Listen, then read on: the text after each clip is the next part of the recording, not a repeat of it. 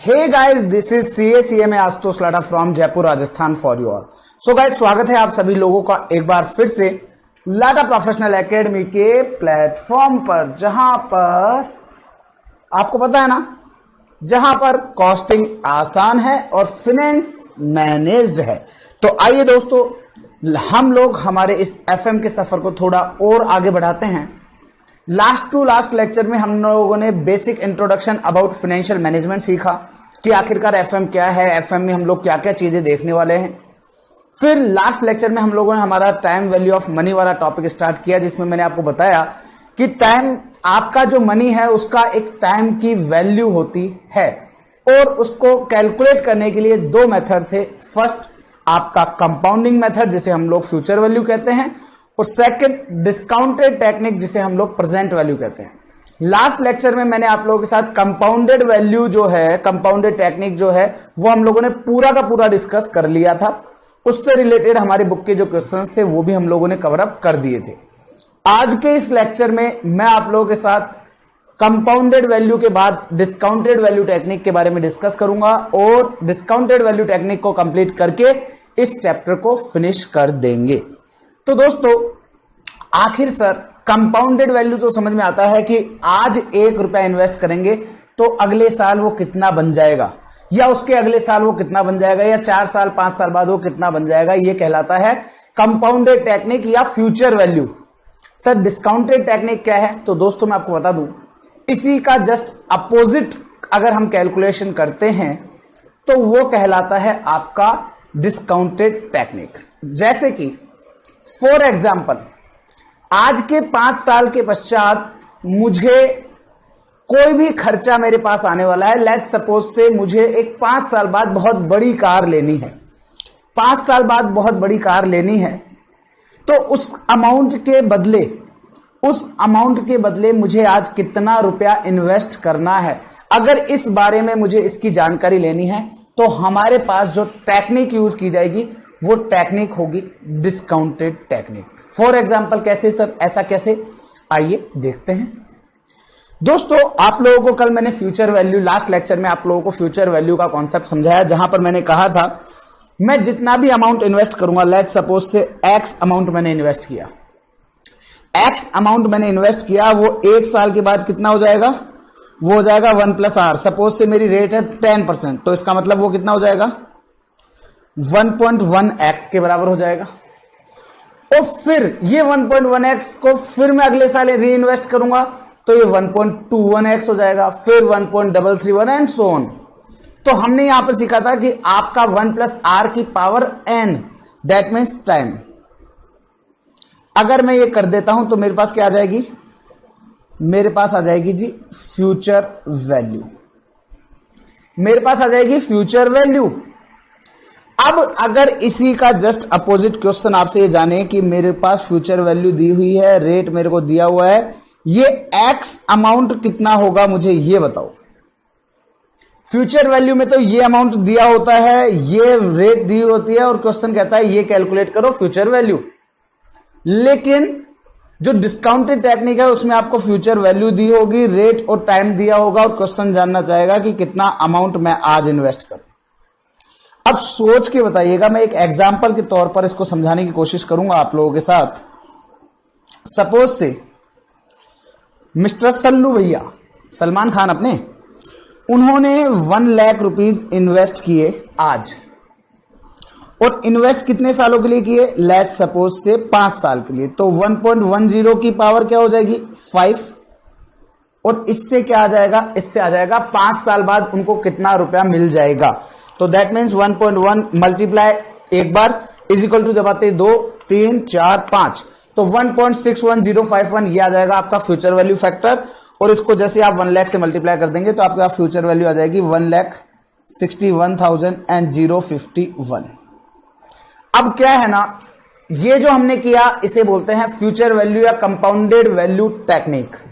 लेकिन अगर जस्ट इसी का अपोजिट अगर मुझे करने बोले, क्वेश्चन मुझे बोले कि 1,61,500 रुपीज मुझे चाहिए आज के 5 साल के बाद, और रेट ऑफ इंटरेस्ट रहेगा मेरा 10%, तो मुझे बताओ कि मेरे को कितना अमाउंट डिपॉजिट करना है। तो आप ध्यान से देखो, एक प्रकार से मैंने यहां पर कैसे कैलकुलेशन किया होगा, 1 लाख को मल्टीप्लाई किया 1.1 से, तो आ गया पहले साल के बाद की वैल्यू। फिर जो अमाउंट आया उसको 1.1 से मल्टीप्लाई किया तो आ गई 2 साल बाद। फिर वापस मल्टीप्लाई किया तो आ गई 3 साल के बाद। फिर वापस मल्टीप्लाई किया तो आ गई 4 साल के बाद। फिर वापस से मल्टीप्लाई किया तो आ गई 5 साल के बाद की वैल्यू, और जो कि कितनी है 161051। अब मैथमेटिक्स आपको आती है ना, वो टाइम वैल्यू ऑफ मनी क्या है, it's just an mathematics of money. तो अगर मैं यहां पर आपको कहूं कि मुझे ये 1 लाख रुपीज कैलकुलेट करके दो, तो आप क्या कहोगे? आप क्या कहोगे सर? हम क्या कहेंगे? हम सर ये कहेंगे कि आप इस 161051 में, क्योंकि लेफ्ट हैंड साइड पर ये आपके इज इक्वल टू है, इज इक्वल टू का ये LHS पार्ट होता है और ये RHS पार्ट होता है, मतलब कि लेफ्ट हैंड साइड और राइट हैंड साइड। आपको पता है जब आप लेफ्ट हैंड साइड को राइट हैंड साइड लेके जाओगे या राइट हैंड साइड को लेफ्ट हैंड साइड लेके आओगे तो आपके साइन चेंज हो जाते हैं, प्लस माइनस बन जाता है, माइनस प्लस बन जाता है, मल्टीप्लाई डिवाइड हो जाता है और डिवाइड मल्टीप्लाई हो जाता है।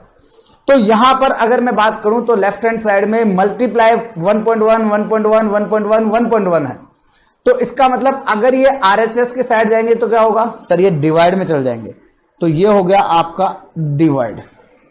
और ये डिवाइड कितने से होगा सर? पहले साल का 1.1 नीचे चल जाएगा, वो मल्टीप्लाई होगा दूसरे साल के 1.1 से, वो भी नीचे चला जाएगा, तीसरे साल के 1.1 से, तीसरे साल के 1.1 से वो भी नीचे चला जाएगा, 4th ईयर का 1.1 वो भी नीचे चला जाएगा, और 5th ईयर का 1.1 वो भी नीचे चला जाएगा। और अब आप चाहो तो चेक कर लो, 1 2 3 4 5, 1,61,051 में 5 बार 1.1 का डिवाइड लगाओ। कैसे लगाएंगे? कैलकुलेटर लेंगे, 161,051, डिवाइड का बटन दबाओ, 1.1 लिखो। अब आपको क्या करना है, बार बार डिवाइड नहीं लगाना है, अब आपको केवल आपका कैलकुलेटर यूज करना है। और कैसे होगा? जैसे आप एक बार इज इक्वल टू दबाओगे तो इसका मतलब हो गया एक बार डिवाइड लग गया, दूसरी बार इज इक्वल टू दबाओगे तो इसका मतलब दूसरी बार का डिवाइड लग गया, तीसरी बार इज इक्वल टू दबाओगे तो इसका मतलब तीसरी बार का डिवाइड लग गया, चौथी बार इज इक्वल टू दबाओगे तो इसका मतलब 4 बार का डिवाइड लग गया, और 5वीं बार इज इक्वल टू दबाओगे तो 5 बार का डिवाइड लग गया। और ये देखिए वैल्यू, ये आपको वैल्यू नजर आ रही है, वैल्यू है 1 लाख। इसका मतलब अगर आप आज, आपको आज के 5 साल बाद 1,61,051 रुपीज चाहिए तो आपको आज 1 लाख रुपए इन्वेस्ट करने पड़ेंगे। और ये जो 1 लाख रुपए है इसे हम लोग कहते हैं प्रेजेंट वैल्यू, मतलब कि फ्यूचर वैल्यू की आज कितनी वैल्यू है उसे कहते हैं प्रेजेंट वैल्यू। अब पॉइंट अराइज होता है, सर क्या इतनी बार, अगर ये तो सपोज से सर 4-5 साल की बात थी तो कर दिया आपने डिवाइड डिवाइड डिवाइड, सर अगर ये 4-5 साल की बात नहीं हुई, ये अगर सर 20 सालों की बात हुई तो क्या बार बार 1.1 लिखेंगे? नो। हम इसको कैसे लिखेंगे? हम इसको लिखेंगे 161,051 और इसमें होल डिवाइडेड बाय, अब आप देखो 1.1 को तो ले लीजिए कॉमन, और जितनी बार भी मल्टीप्लाई किया है उसको कर दीजिए पावर में, ये लीजिए। अब मुझे एक चीज बताओ, ये जो मैंने रेड पेन से आपके लिए लिखा है, ये जो मैंने रेड पेन से लिखा है, अगर मैं इसको कुछ इस प्रकार लिख दूं 161,051, इसके नीचे डिवाइड में ना लगा करके मैं मल्टीप्लाई कर दूं इसको 1 से और डिवाइड कर दूं 1.1 की पावर 5 से, तो क्या कोई डिफरेंस हो जाएगा? क्या ये और ये सेम नहीं है? आंसर है यस सर, ये और ये सेम है। और दोस्तों आपको जानकर के बड़ा मजा आएगा, इस 161 को हम लोग क्या कहते हैं? हमारी फ्यूचर वैल्यू, या हमारे अगर कोई इनफ्लोज, या तो फ्यूचर वैल्यू कह सकते हैं इसको, या हम इनको हमारे को भविष्य में होने वाले जो कैश इनफ्लोज हैं वो कह सकते हैं। अब प्रेजेंट वैल्यू जो है ना वो आपकी कैश इनफ्लोज की भी हो सकती है, कैश आउटफ्लो की भी हो सकती है। आज क्वेश्चन कोई कहे कि मुझे 2 साल बाद किसी को 2 लाख रुपए देने हैं, तो 2 साल बाद 2 लाख रुपए देने हैं, इसका मतलब क्या है? 2 साल बाद का वो आउटफ्लो है। 2 तरह की टर्म चलती है आपकी कैश में, कैश इनफ्लो और कैश आउटफ्लो। कैश इनफ्लो और कैश आउटफ्लो 2 टर्मिनोलॉजी चलती है। एक सेकेंड जस्ट। तो 2 तरह की टर्मिनोलॉजी हम लोग इस पूरे फाइनेंशियल मैनेजमेंट में सीखेंगे, एक कैश इनफ्लो और एक कैश आउटफ्लो। कैश इनफ्लो का मतलब होता है, जैसा कि नाम से पता चल रहा है, कैश इनफ्लो मतलब कि ऐसा कैश जिसका फ्लो आपकी तरफ हो रहा है, और आपकी तरफ है इसका मतलब क्या है? That is receipts. Cash inflow, inflow मतलब कि आपके अंदर आ रहा है, और आपके अंदर आना का मतलब क्या हुआ? Cash inflow. कैश इनफ्लो कब होगा? जब कोई रिसिप्ट आ रही होगी। कैश आउटफ्लो जो बाहर की तरफ, मतलब आपके यहां से आउट हो रहा है, और आउट कब होगा? जब हम किसी को पेमेंट करेंगे। तो ध्यान रखिएगा, हो सकता है कि हम लोगों से present value of cash inflow निकलवाए, हो सकता है हमसे present value of cash outflow निकलवाए। मैं आपको बता दूं दोस्तों, ये जो प्रेजेंट वैल्यू का जो कॉन्सेप्ट है ना, इसका भर भर के यूज होने वाला है आप लोगों के कैपिटल बजटिंग वाले चैप्टर में। कैपिटल बजटिंग में हम लोग इसका भर भर के यूज करेंगे, तो इसको थोड़ा सा समझदारी के साथ आप समझेंगे। तो अगेन ये जो है ये आपका फ्यूचर वैल्यू है। ये हो सकता है कि कैश इनफ्लो हो सकता है ये कैश आउटफ्लो भी हो, दोनों में से कुछ भी हो सकता है। और ये जो 1 डिवाइडेड बाय 1.1 की पावर 5 है, that means 1 divided by 1 plus R की पावर n, इसे बोलते हैं दोस्तों प्रेजेंट वैल्यू फैक्टर। क्या बोलते हैं? Present value factor. अब आपको जिस भी साल का निकालना है उस साल का निकाल सकते हैं। आज क्वेश्चन आपको बोलता है प्रेजेंट वैल्यू फैक्टर निकाल के बताइए किसका? 3rd ईयर का। तो अब आप कैसे करेंगे? 1 डिवाइडेड बाय ऐसा 1.1, फिर उसको डिवाइड लगाएंगे, फिर 1.1, फिर डिवाइड लगाएंगे 1.1, ऐसा? नो, आप लोगों को कैलकुलेटर पर प्रेजेंट वैल्यू फैक्टर कैसे निकालना है वो मैं सिखाता हूं। आज अगर आपको ये 1 डिवाइडेड बाय 1.1 की पावर 3, अगर इसको कैलकुलेटर पर सोल्व करना है तो कैसे सोल्व करेंगे? आप कैलकुलेटर लेंगे, 1 डिवाइडेड बाय 1.1, मैंने अभी इज इक्वल टू नहीं दबाया है, मैंने केवल क्या लिखा है? 1 डिवाइड का बटन दबाया, लिखा 1.1, इसके आगे मैंने कुछ नहीं किया। अब जैसे ही मैं इज इक्वल टू कर दूंगा तो ये कहलाएगा present value factor of first year. जैसे ही मैं दूसरी बार इज इक्वल टू दबाऊंगा तो ये कहलाएगा present value factor of second year. तीसरी बार इज इक्वल टू दबाऊंगा तो ये कहलाएगा present value factor of 3rd year. फिर एक बार और दबाऊंगा तो 4थे साल का, 5वें साल का, फिर 6ठे का, फिर 7वां, 8वां, 9वां, 10वां, 11, 12, 13, 14, 15, 16, 17, 18, 19, 20, और 20 पर आप जो ये काउंटिंग आएगा ना, ये काउंटिंग हो जाएगा 22। ये ध्यान रखिएगा, आपका जब आप फ्यूचर वैल्यू फैक्टर निकाल रहे होंगे ना तो काउंटिंग चलेगी हमेशा +1। मतलब आपको फ्यूचर वैल्यू फैक्टर कैसे निकालना होता था? 1 प्लस आर की पावर n। अगर आपके पास 1.1 की पावर 5 बार निकालनी है तो आप कैलकुलेटर पे कैसे करते थे? 1.1 मल्टीप्लाई, क्योंकि फ्यूचर वैल्यू है ना तो मल्टीप्लाई, और मल्टीप्लाई को जैसे आप इज इक्वल टू करेंगे तो ये 2 बार हो जाता है। क्यों? क्योंकि एक बार मल्टीप्लाई करते ही 1 power complete, is equal to दबाते ही 2 पावर कंप्लीट, 3, 4, 5। तो 5 जब आप करेंगे तो यहां पर जो काउंटिंग आएगी ना वो आएगी 6। फ्यूचर वैल्यू फैक्टर में ये चलता है आपका +1 कॉन्सेप्ट पर। वहीं अगर हम बात करते हैं हमारे प्रेजेंट वैल्यू फैक्टर के केस में, तो प्रेजेंट वैल्यू फैक्टर अगर मुझे 5 साल का निकालना है तो कैसे निकालूंगा कैलकुलेटर पर? 1 डिवाइडेड बाई 1.1। जैसे ही मैंने एक बार इज इक्वल टू किया तो ये एक बार की वैल्यू बताता है, लेकिन यहां पर काउंटिंग 3 दिखाएगा। कैलकुलेटर निकालो भाई, बिना कैलकुलेटर पर कैलकुलेट करे समझ में नहीं आएगा। जब तक खुद से प्रैक्टिस नहीं करोगे तब तक ये समझ में नहीं आएगा। जो ये मैं कॉन्सेप्ट समझाने की कोशिश कर रहा हूं, ये कॉन्सेप्ट आपको ना सिर्फ इंटर में बल्कि फाइनल में भी मदद करेगा। क्योंकि these are the shortcut keys जहां से आप समझ सकते हैं कि मैंने कितने साल का। अब आदत क्या होती है ना, हमको निकालना है जैसे सपोज से 36 ईयर्स का। अब क्या मैं कैसे निकालूं, मैं ऐसे काउंट करूंगा 1 डिवाइडेड बाय 1.1, ये 1 2 3 4 ऐसे कैलकुलेट करूंगा? नहीं, मैं इज इक्वल टू दबाते रहूंगा बिना आंख बंद करे, फटाफट फटाफट फटाफट फटाफट फटाफट फटाफट इज इक्वल टू। जब यहां पर काउंटिंग है ना 38 दिखाएगा ना, तो समझ जाना कि प्रेजेंट वैल्यू फैक्टर 36 का आ चुका है। इतना टाइम नहीं है, इतना टाइम नहीं है कि हम ऐसे करें 1 डिवाइडेड बाय 1.1, ये हुआ 1 2 3 4 5 6, ऐसे काउंट करेंगे क्या? नहीं, टकाटक टकाटक टकाटक टकाटक टकाटक टकाटक बिना देखे इज इक्वल टू बटन दबाते रहो, इज इक्वल टू बटन दबाते रहो, इज इक्वल टू बटन दबाते रहो। जैसे ही ये 38 हो जाएगा, समझ जाओ हो गया काम।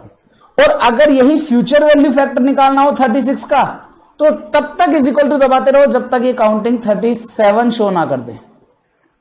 ध्यान से सुनिएगा मैंने क्या बोला है। प्रेजेंट वैल्यू फैक्टर अगर आप निकाल रहे हो 36 ईयर का, तो कैलकुलेटर आपकी कैलकुलेशन जो स्टेज शो करेगा वो आपकी शो करेगा 38, और वहीं आप फ्यूचर वैल्यू फैक्टर निकाल रहे हो तो वो शो करेगा 37। इस चीज का एक छोटी सी बात है, ये कोई नोट्स में लिखवाने वाली बात नहीं है, ये आपको कैलकुलेटर को यूज करना है। ठीक है, क्लियर है? आई होप क्लियर होगा। तो दोस्तों ये जो कॉन्सेप्ट मैंने आप लोगों को सिखाया, ये जो आपने 1 लाख रुपीज निकालना सीखा, ये 1 लाख रुपीज आपने कैसे निकालना सीखा? आपने यहां देखा कि आपको 5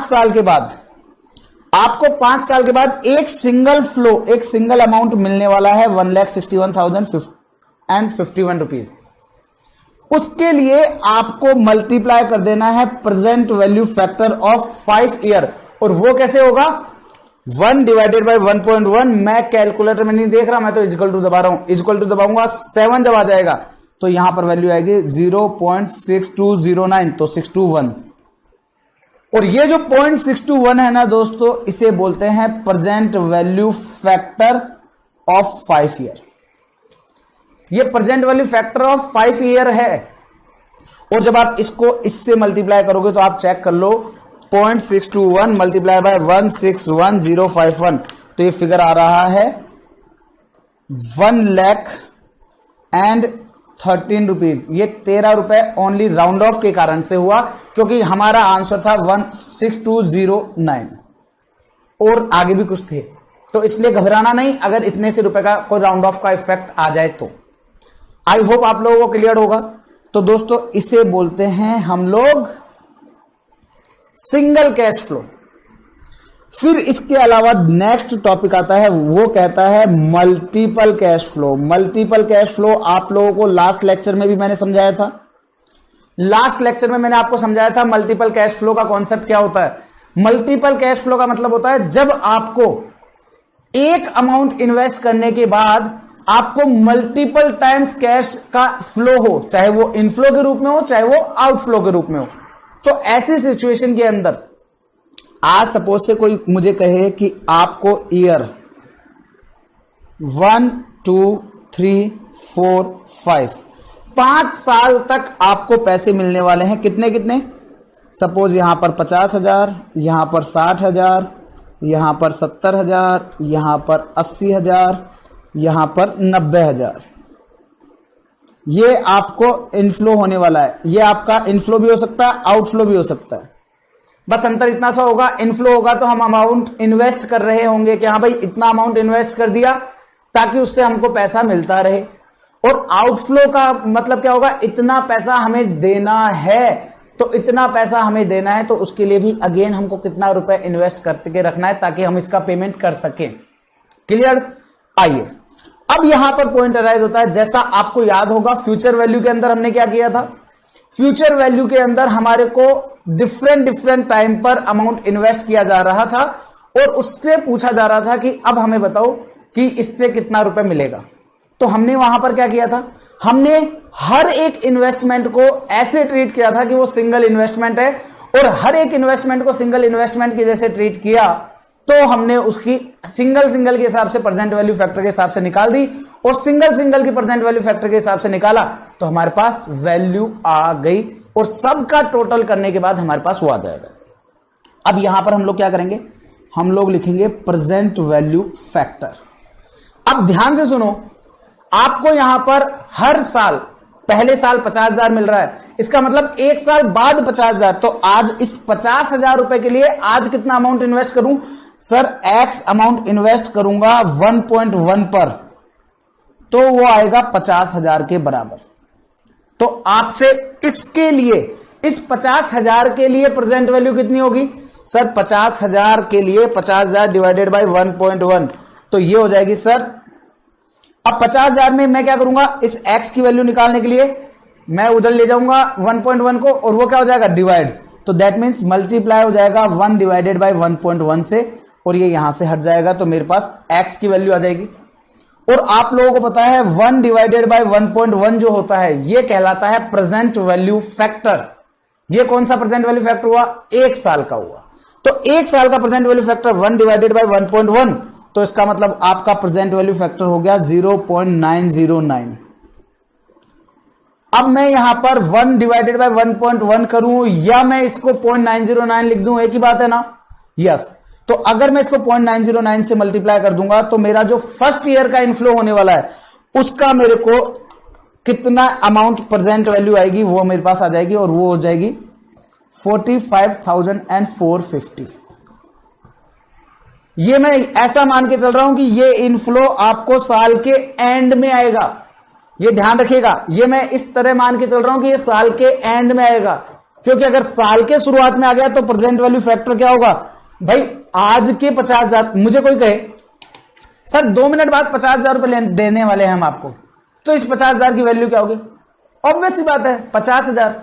तो अगर आज के 50,000 की वैल्यू आज 50,000 ही है तो उसका प्रेजेंट वैल्यू फैक्टर क्या होगा, तो उसका प्रेजेंट वैल्यू फैक्टर होगा 1, और वो क्या कहलाएगा, वो कहलाएगा ईयर 0, वो कहलाएगा ईयर 0, वो ईयर 1 नहीं कहलाएगा, वो कहलाएगा ईयर 0।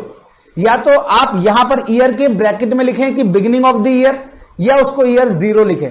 और आपको पता है आज के अमाउंट की आज की वैल्यू वही होगी जो उसकी एक्चुअल वैल्यू है। तो अगर यही आपका बिगिनिंग ऑफ द ईयर होता तो मैं क्या करता, मैं इस 50,000 को 1 से मल्टीप्लाई करता तो उसकी प्रेजेंट वैल्यू भी 50,000 ही आती। वो केस होता बिगिनिंग ऑफ द ईयर में। ये जो मैं कर रहा हूं वो है आपका एंड ऑफ द ईयर।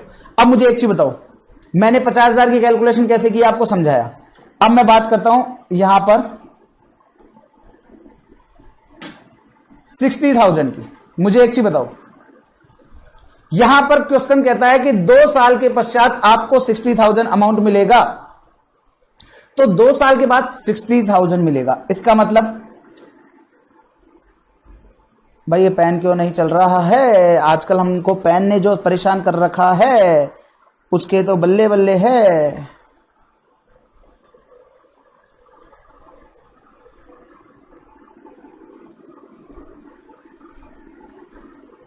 चलिए कोई बात नहीं, हम हमारे हाथ से लिख लेंगे।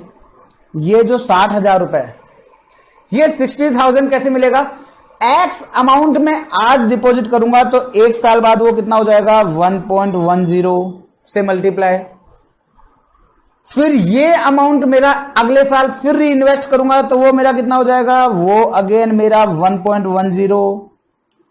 तो अगर मेरे को क्वेश्चन कहे कि ये एक्स की वैल्यू कैलकुलेट करके बताओ तो मैं कैसे करूंगा, इन 1.10 को मैं उधर ले जाऊंगा। तो मैं अगर यहां से उधर लेके जाऊंगा तो क्या होगा सर डिवाइड, और डिवाइड कैसे, डिवाइड 1.10 मल्टीप्लाई बाय 1.10, ऐसा बोलूं या 1 डिवाइडेड बाय 1.10 की पावर 2 बोल दूं, एक ही बात है ना, एक ही बात है। और अगर ऐसा कर दूंगा तो क्या मेरे पास सेकंड ईयर का प्रेजेंट वैल्यू आ जाएगी, यस सर। तो 1 डिवाइडेड बाय 1.10 ये जो मैं कर रहा हूं, क्या चक्कर है।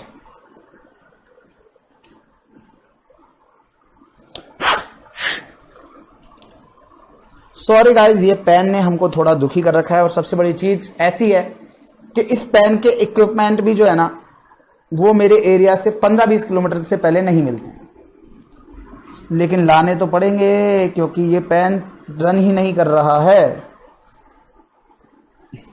क्या चक्कर है। तो अब ऐसी सिचुएशन में मैं उठाऊंगा अगेन कैलकुलेटर, मुझे निकालना है 2 सालों का प्रेजेंट वैल्यू फैक्टर, क्योंकि आपको पता है 1 डिवाइडेड बाय 1.1 की पावर 2। ये क्या है? ये है present value factor of 2 year. और वो कैसे आएगा? अगेन कैलकुलेटर लेंगे, 1 लिखेंगे कैलकुलेटर पे। भाई कैलकुलेटर उठाओ, खुद भी कैलकुलेट करके देखो, खुद से नहीं करोगे समझ नहीं आएगा। तो 1 डिवाइडेड बाय, डिवाइड का बटन दबाएंगे, 1.1 लिखेंगे। 1 डिवाइडेड बाय 1.1। इसका आंसर तब तक नहीं आएगा जब तक कि मैं इज इक्वल टू नहीं दबाऊंगा। मैंने इज इक्वल टू दबाया, मेरे पास आया 0.909। ये मेरा पहले साल का था। फिर मैंने इज इक्वल टू दबाया तो मेरे पास आया 0.826। ये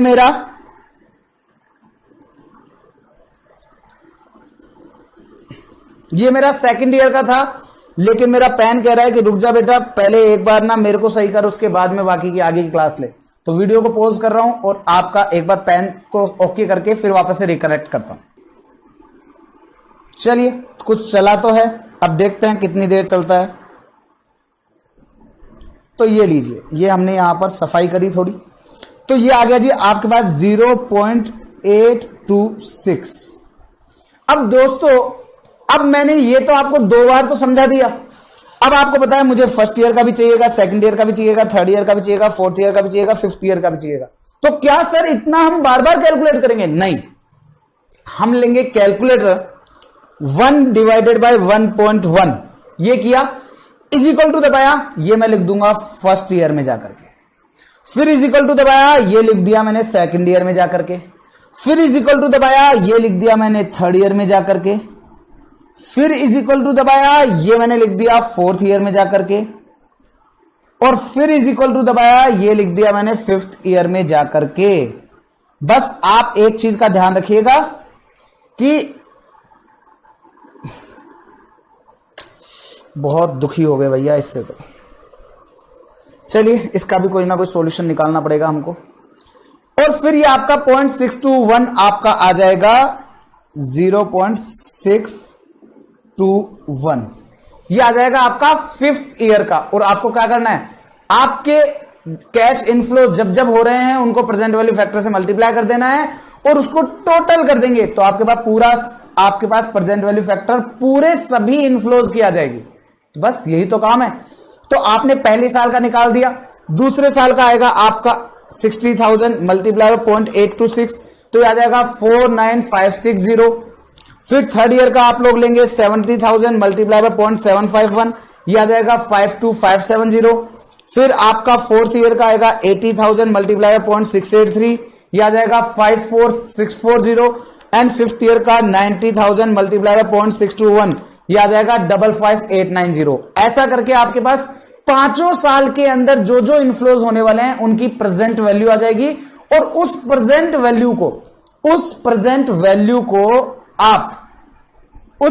वैल्यू को आप जब मल्टीप्लाई कर देंगे, मतलब कि आपका इनफ्लोज को जब आप प्रेजेंट वैल्यू फैक्टर से मल्टीप्लाई कर देंगे तो आपके पास क्या आ जाएगा, आपके पास आ जाएगी उसकी प्रेजेंट वैल्यू। और प्रेजेंट वैल्यू का जो टोटल सम है वो आपका इन पांचों साल के लिए इतना अमाउंट अगर आपको चाहिए तो उसके लिए आज कितना अमाउंट इन्वेस्ट करना है वो आपको पता चल जाएगा। तो ये है मल्टीपल कैश फ्लो वाला सिस्टम। ठीक है, तो ये है मल्टीपल कैश फ्लो वाला सिस्टम। अब मेरा पेन जो है ना, इसने थोड़ा धोखा दे रखा है, तो एक बार मैं इसको वापस से सही करूंगा, देन आपसे वापस से रिकनेक्ट होऊंगा। चलिए, ये तो हो गया जी मल्टीपल कैश फ्लो वाला सिस्टम। अब दोस्तों ध्यान से सुनेंगे, मैं अब आप लोगों के साथ इसी जगह पर, अब मुझे एक चीज बताओ, अगर इसी जगह पर multiple cash flow with different value के जगह हर साल अगर 50,000 अमाउंट हो, हर साल 50,000 इनफ्लो, 50,000 इनफ्लो, 50,000 इनफ्लो हो, तो इसे क्या कहेंगे? इसे कहेंगे जी एन्युटी प्लान। इसे कहेंगे एन्युटी प्लान।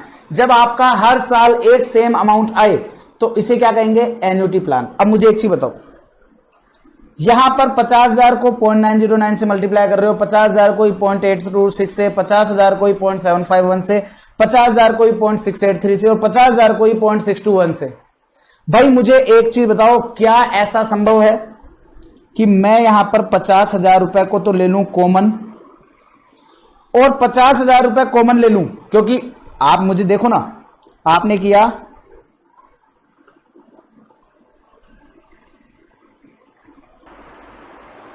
तो अब यहां पर मैं क्या रहा हूं, मुझे यहां पर 50,000 को बार बार मल्टीप्लाई करना पड़ रहा है प्रेजेंट वैल्यू फैक्टर से। भाई मुझे एक चीज बताओ, अगर कोई मुझे ये बोले कि 2 multiply by 2, 2 multiply by 3, 2 multiply by 4, मुझे ये बोले तो 2 मल्टीप्लाई बाय 2 होता है 4, 2 मल्टीप्लाई बाय 3 होता है आपका 6, 2 मल्टीप्लाई बाय 4 होता है आपका 8, और इन तीनों का टोटल अगर हम करते हैं तो आता है 18। अब मैं बार बार इनको मल्टीप्लाई करूं या रादर मैं इस 2 को कॉमन ले लूं, इस 2 को कॉमन ले लूं और इन तीनों को मैं आपस में मल्टीप्लाई करा दूं कि 2 मल्टीप्लाई बाय 3 मल्टीप्लाई बाय 4, तो 2 मल्टीप्लाई बाय 3 होता है 6, 6 मल्टीप्लाई बाय 4 होता है आपका, सॉरी इनको अगर मैं आपस में ऐड कर लूं तो 2 प्लस 3 होता है 5, 5 प्लस 4 होता है 9, और 9 को अगर मैं 2 से मल्टीप्लाई कर देता हूं तो कितना आता है 18। तो क्या ये मेरा सेम आएगा क्या? कैसे? आपने अभी तक कैसे किया होगा, 2 multiply by 2 plus 2 multiply by 3 plus 2 multiply by 4। आपने इसको इतना लंबा करके आपने सॉल्व किया। अगर रादर में इसको ऐसा करने की जगह मैं अगर इसको 2 को कॉमन ले लूं, अगर 2 को कॉमन ले लूंगा तो यहां पर क्या बचेगा सर, यहां पर 2 को कॉमन लिया, कौन से वाले 2 को कॉमन लेने की बात कर रहा हूं, जो फर्स्ट वाला 2 है उसको कॉमन लिया, तो यहां पर क्या बचेगा 1 मल्टीप्लाई बाय 2, क्योंकि 2 कॉमन लिया तो 1 मल्टीप्लाई बाय 2, तो ये कितना बचा 2। फिर मैं करूंगा प्लस 2 मल्टीप्लाई बाय 3 में 2 कॉमन आ जाएगा तो कितना बचेगा 1 मल्टीप्लाई बाय 3, और 1 मल्टीप्लाई बाय 3 कितना होता है सर 3, तो 2 प्लस 3, और 2 मल्टीप्लाई बाय 4 में अगर मैंने 2 कॉमन ले चुका हूं तो यहां हो जाएगा 1, और 1 मल्टीप्लाई बाय 4 कितना होता है 4, तो प्लस का 4, तो हो जाएगा आपका प्लस का 4।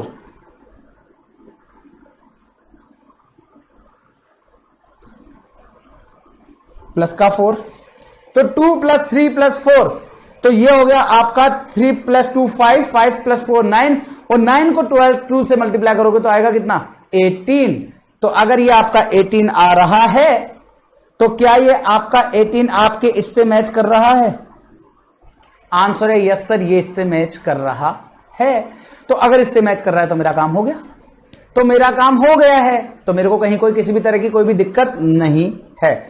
तो इसी के साथ अगर यही कॉन्सेप्ट मैं यहां पर यूज कर लूं कि हर जगह पर मेरे को यहां पर 50,000 लेना पड़ रहा है, अगर मेरे को हर जगह पे 50,000 लेना पड़ रहा है तो मैं 50,000 को तो ले लूं कॉमन, और जिनसे इसको मल्टीप्लाई कर रहे थे उन सबको मैं ऐड कर दूं, तो ऐड करूंगा तो कितना आएगा 0.909 प्लस 0.826 प्लस 0.751 प्लस 0.683 प्लस 0.621, तो ये मेरे पास आ जाएगा 3.791 3.791।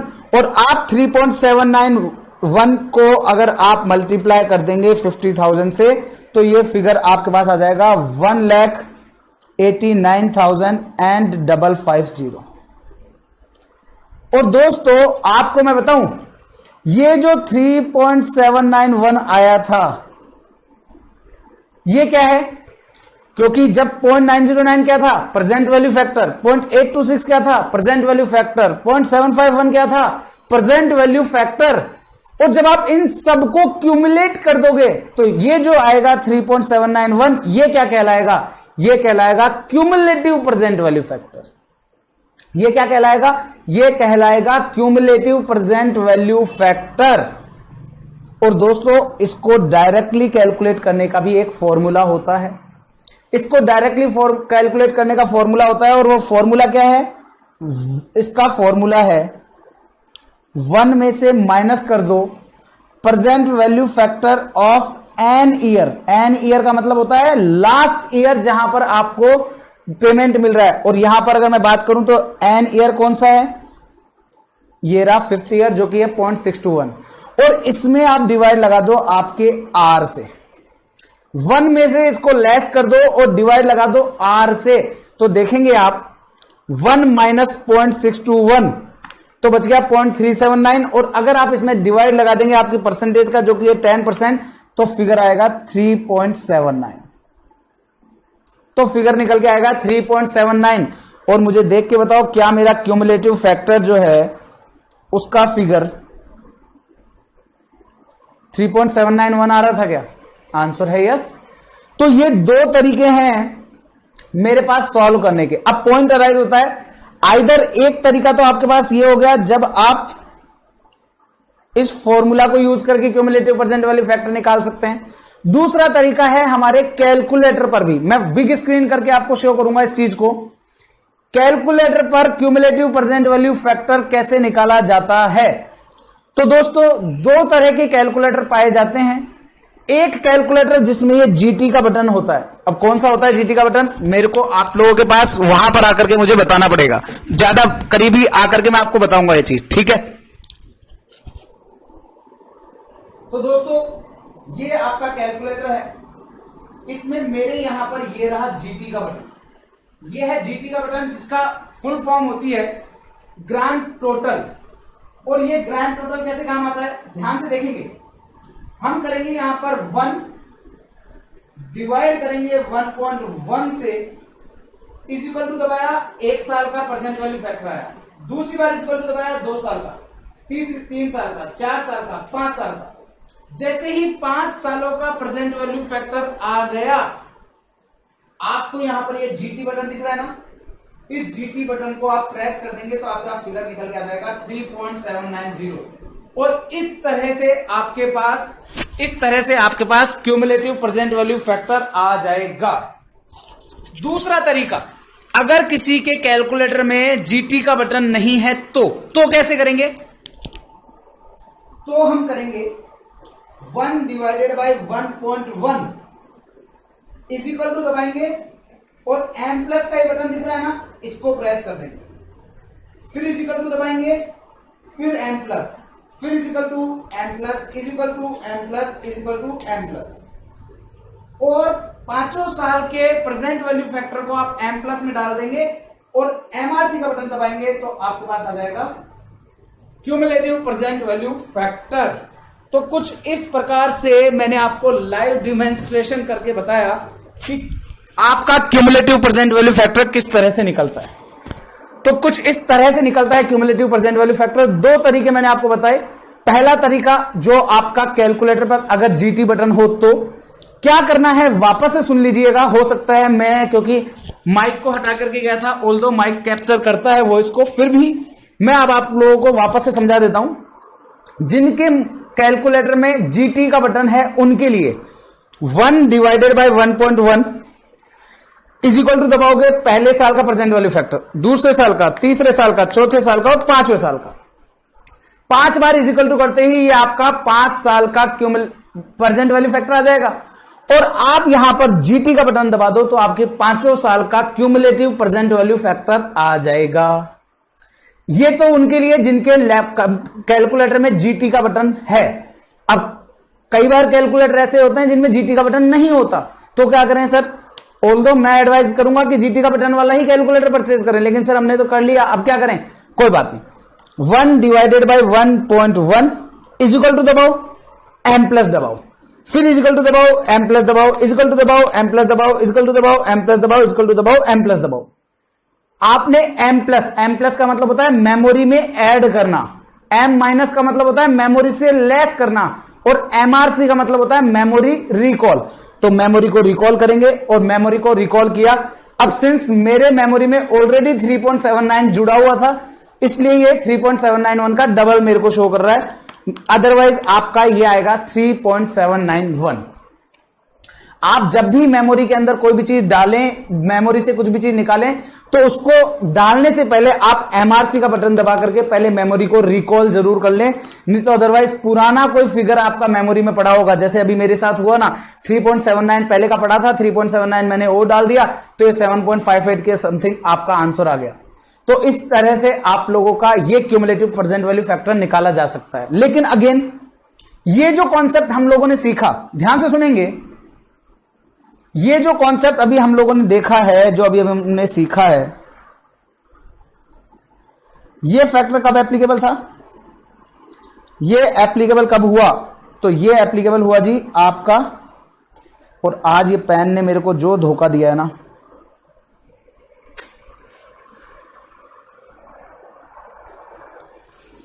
तो ये जो हम लोगों ने कैलकुलेट किया ये क्या था, ये था एन्युटी रेगुलर वाला केस।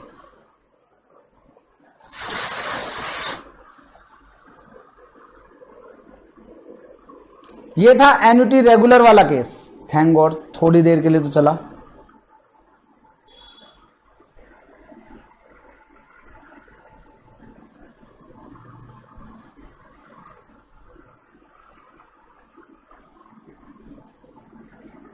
ये रबड़ किधर से आएगा।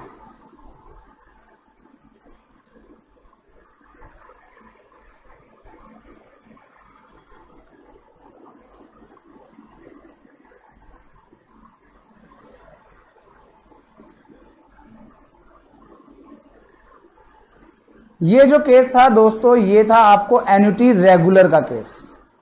लेकिन हो सकता है कि आपका जो इनफ्लो हो वो आपके साल की शुरुआत में हो, यह भी तो संभव है।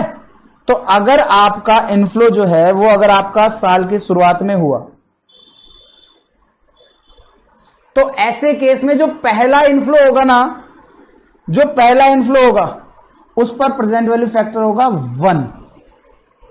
जो दूसरा होगा उसमें आएगा 0.909, जो तीसरा होगा उसमें 826, फिर 751 और फिर 683। क्यों? क्योंकि फिफ्थ ईयर में 0.683 इसलिए आएगा क्योंकि फिफ्थ ईयर का मतलब हो गया बिगिनिंग ऑफ फिफ्थ ईयर, और बिगिनिंग ऑफ फिफ्थ ईयर का मतलब होता है दोस्तों, बिगिनिंग ऑफ फिफ्थ ईयर का मतलब होगा present value factor of fourth year. मैं present value factor fourth year का लूंगा। क्यों? क्योंकि 5वें साल की शुरुआत बोलूं या चौथे साल का एंड बोलूं एक ही बात है। तो ऐसे केस में आपको ध्यान देने वाली बात है, आपका क्यूमुलेटिव प्रेजेंट वैल्यू फैक्टर कैसे निकलेगा, क्योंकि आपका शुरुआत है। तो आपको कैलकुलेटर की अगर मैं बात करता हूं तो 5 सालों का इन्वेस्टमेंट है ना, तो आपको क्यूमुलेटिव प्रेजेंट वैल्यू फैक्टर निकालना है 4 सालों का और उसमें ऐड कर देना है 1। मतलब 4 सालों का ये हो जाएगा और उसमें हम ये 1 ऐड कर देंगे। 4 सालों का निकाल करके ये 1 ऐड कर देंगे। और अगर डायरेक्टली फॉर्मूला से क्यूमुलेटिव प्रेजेंट वैल्यू फैक्टर निकालना है तो उसका फॉर्मूला क्या होगा दोस्तों,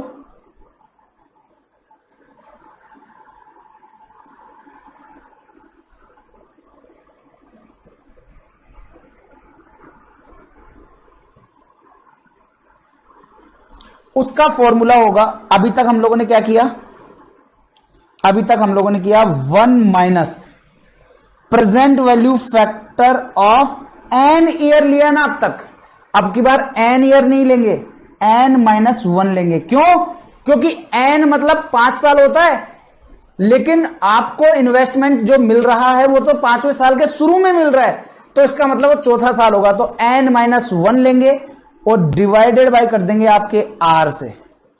तो n-1 मतलब चौथे साल का, और चौथे साल का कितना है 0.683।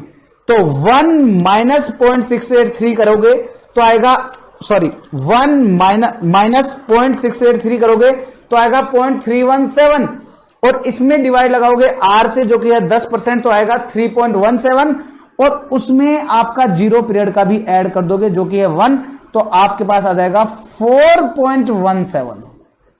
तो ये आपका क्यूमुलेटिव प्रेजेंट वैल्यू फैक्टर हो जाएगा उस केस में। ध्यान से सुनिएगा मैंने क्या बोला है।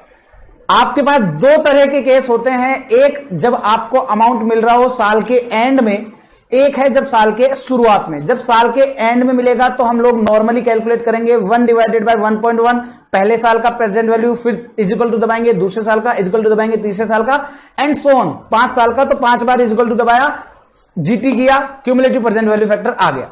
लेकिन अगर मेरे को क्वेश्चन ये कहता है कि आपको इनफ्लो हर साल के पहले दिन होता है, तो हर साल के पहले दिन होगा तो फर्स्ट ईयर वाले को कब मिलेगा, फर्स्ट ईयर के पहले दिन, मतलब कि आज। और आज की प्रेजेंट वैल्यू फैक्टर आज के लिए क्या होगी 1। फिर जो सेकंड ईयर के शुरुआत में मिलेगा वो क्या होगा, जो सेकंड ईयर के शुरुआत में मिलेगा वो कहलाएगा आपके लिए फर्स्ट ईयर का एंड वो कहलाएगा फर्स्ट ईयर का एंड। और अगर वो फर्स्ट ईयर का एंड कहलाएगा तो आपको सेकंड ईयर में प्रेजेंट वैल्यू फैक्टर लेना है, फर्स्ट ईयर वाला, थर्ड में सेकंड का, फोर्थ में थर्ड का, फिफ्थ में फोर्थ का, और सिक्स्थ तो है ही नहीं। तो इसका मतलब 5वें साल हम लोग चौथे साल का प्रेजेंट वैल्यू फैक्टर लेंगे। और रीजन क्या है? क्योंकि 5वें साल की शुरुआत बोले या चौथे साल का एंड बोले, एक ही बात है, तो वो एक ही बात होगी। तो ऐसे केस के अंदर दोस्तों यहां पर हमारा क्यूमुलेटिव प्रेजेंट वैल्यू फैक्टर इस तरह से निकलेगा कि हम लोग 4 सालों का, 1 2 3 4 का निकालेंगे, 5 का नहीं, 4 साल का प्रेजेंट वैल्यू फैक्टर लेंगे, उसका ग्रैंड टोटल करेंगे और उसमें हम लोग 1 ऐड कर देंगे। क्योंकि हमने जो 4 साल का ग्रैंड टोटल लेंगे ना, वो आपके लिए आएगा केवल और केवल किसकी कैलकुलेशन? वो आएगी आपकी इसकी कैलकुलेशन ओनली, इनकी। उसमें 1 ऐड नहीं होगा तो आपको उसमें 1 भी ऐड करना है। इसीलिए ये formula 1 minus present value factor of n-1 हो जाएगा। क्लियर है? यस सर, क्लियर है। इसे बोलेंगे एन्युटी का केस आपको। तो हमने सिंगल कैश फ्लो का केस देखा, हम लोगों ने आपके साथ multiple cash flow with multiple figures के साथ देखा, हमने आपके साथ एन्युटी वाला केस देखा। अब हमारे पास 2 केस बचते हैं। पहला परपेचुअल एन्युटी। परपेचुअल एन्युटी का मतलब होता है जब हमारे को एक अमाउंट, जब हमारे को एक फिक्स अमाउंट इंफिनिटी पीरियड तक मिलता रहेगा। इंफिनिटी पीरियड तक मिलने का मतलब क्या हुआ? सपोज से मुझे 10,000 रुपए हर साल मिलेंगे, हर साल टिल दी इंफिनिटी। इंफिनिटी का मतलब क्या होता है? कितने साल सर? मैंने कहा नो आइडिया। इंफिनिटी का मतलब कोई टाइम पीरियड नहीं है, मतलब कि आपके जिंदगी के साथ भी और जिंदगी के बाद भी, LIC। तो आपको 10,000 रुपए हर महीने। अब ये क्या फिगर है? आपने कोई भी कहीं पर भी आपने क्या किया? आपने रिटायरमेंट बेनिफिट्स के लिए आपने कोई प्लान लिया था, आपने क्या किया कि 30 साल तक हमारा कोई अमाउंट डिपॉजिट होता रहे, हम करा देंगे। 30 साल के बाद जैसे वो डिपोजिशन आपका कंप्लीट हो जाएगा और डिपोजिशन के बाद में जैसे आप रिटायर होंगे, उसके बाद में आप जिंदगी भर के लिए आपको 10,000 रुपए सालाना या 1 लाख रुपए सालाना या 10 लाख रुपए सालाना मिलता रहेगा। तो दोस्तों ऐसे केस में मेरे को क्या करना पड़ेगा? 10 साल को मल्टीप्लाई करना पड़ेगा किससे? क्यूमुलेटिव प्रेजेंट वैल्यू फैक्टर से। लेकिन कितने साल का सर? अनलिमिटेड साल का। अब अनलिमिटेड साल का तो क्यूमुलेटिव प्रेजेंट वैल्यू फैक्टर क्या निकालें? तो अभी आपको क्यूमुलेटिव प्रेजेंट वैल्यू फैक्टर का फॉर्मूला मैंने क्या लिखा था? 1 minus present value factor of N year. क्योंकि एन ईयर का मतलब था आखिरी साल जब मुझे पेमेंट मिलेगा। लेकिन यहां पर आखिरी साल क्या है? यहां पर आखिरी साल है इन्फिनिटी डिवाइडेड बाई आर। ये फॉर्मूला हुआ। तो इसका मतलब मुझे जो अमाउंट मुझे मिलेगा, तो आपको जो भी कैश का इनफ्लो है वो उसको आप मल्टीप्लाई करोगे क्यूमुलेटिव प्रेजेंट वैल्यू फैक्टर से। और क्यूमुलेटिव प्रेजेंट वैल्यू फैक्टर का फॉर्मूला होता है ये। और दोस्तों आप जब कैलकुलेटर उठाओगे ना, cumulative present value factor of infinity, अब इन्फिनिटी कितनी हो सकती है? कितनी भी, 50 साल, 60 साल, 70 साल। तो आप 1 डिवाइडेड बाई 1.1 करोगे ना, तो आप देखोगे इसको इक्वल टू दबाते जाओ कितने साल। अब आप देखते चलना, ध्यान से देखते चलना। ये आपको 60 इयर्स पर ही, ये 60 इयर्स पर ही जाकर के इसका प्रेजेंट वैल्यू फैक्टर आ रहा है 0.00, सॉरी 60 नहीं, 60 पर आ रहा है 0032। अब मुझे एक चीज बताओ, क्या ये ऑलमोस्ट 0 के बराबर है कि नहीं है? ये तो 60 सालों का है। इन्फिनिटी तो 100 सालों की भी हो सकती है, 150 साल की भी हो सकती है, कितनी भी साल की हो सकती है। तो इसका मतलब यहां पर इसकी वैल्यू की अगर मैं बात करूं तो कितनी आएगी? 1 minus present value factor of infinity होती है 0। तो 1 माइनस 0 का मतलब क्या होगा? 0, सॉरी 1। तो इस जगह पर और इसमें डिवाइड लगाना है r का। तो 1 माइनस 0 क्या होगा? 1 और डिवाइडेड बाई r। तो इसका मतलब अगर मुझे परपेचुअल एन्युटी का वैल्यू निकालनी है, आज की प्रेजेंट वैल्यू, तो वो फॉर्मूला क्या होगा? जो भी आपका कैश फ्लो है उसको आप मल्टीप्लाई कर दोगे 1/r से, या मैं ऐसा लिख दूंगा इसको कि cash flow divided by r, ये आपकी प्रेजेंट वैल्यू आ जाएगी। तो आंसर है यस। अब कल को आपको कोई पूछे ना कि मुझे ये बताओ कि मुझे 1 लाख रुपए सालाना चाहिए, मुझे 1 लाख रुपए सालाना चाहिए और मेरा रेट ऑफ इंटरेस्ट है 10%, तो मुझे आज कितना अमाउंट डिपॉजिट करना है? तो हम क्या कहेंगे? अगर हर साल चाहिए तो कहा हाँ, हर साल जिंदगी भर चाहिए। तो अगर आपको जिंदगी भर चाहिए ना, तो आप सिंपली जितना एन्युटी चाहिए 1 लाख, उसमें डिवाइड कर दो आर से, तो आ जाएगा 10%। तो इसका मतलब हो गया, अगर आप 10 लाख रुपीज आज इन्वेस्ट कर देते हो, अगर आप 10 लाख रुपीज आज इन्वेस्ट कर देते हो, तो आपको इन्फिनिटी तक 1 लाख रुपए सालाना मिलता रहेगा। आप अगर आज 10 लाख इन्वेस्ट कर देते हो, तो आपको हर साल 1 लाख रुपए मिलता रहेगा। कैसे? ध्यान से सोचो, आपने 10 लाख इन्वेस्ट किया, इस पर इंटरेस्ट की रेट क्या है? 10%। तो 10% से इंटरेस्ट कितना मिलेगा? 1 लाख। आप इस 1 लाख को विड्रॉ कर लो, ये इंटरेस्ट कमाएंगे 10 लाख पर, और ये आप विड्रॉ कर लेना। 1 लाख कमाया, 1 लाख विड्रॉ कर लिया, क्लोजिंग बैलेंस 10 लाख। फिर 10 लाख आपका अगले साल ओपनिंग, फिर 10% से फिर 1 लाख कमाया, 1 लाख फिर आप विड्रॉ कर लेना, फिर ये 1 लाख 10 लाख बच जाएगा।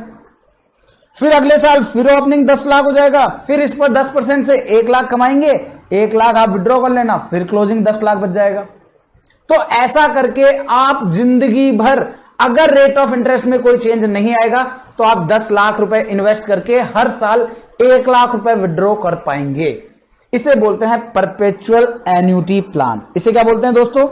इसे बोलते हैं परपेचुअल एन्युटी प्लान। क्या बोलेंगे? Perpetual annuity plan. ठीक है, चलिए, तो ये हो गया आपका।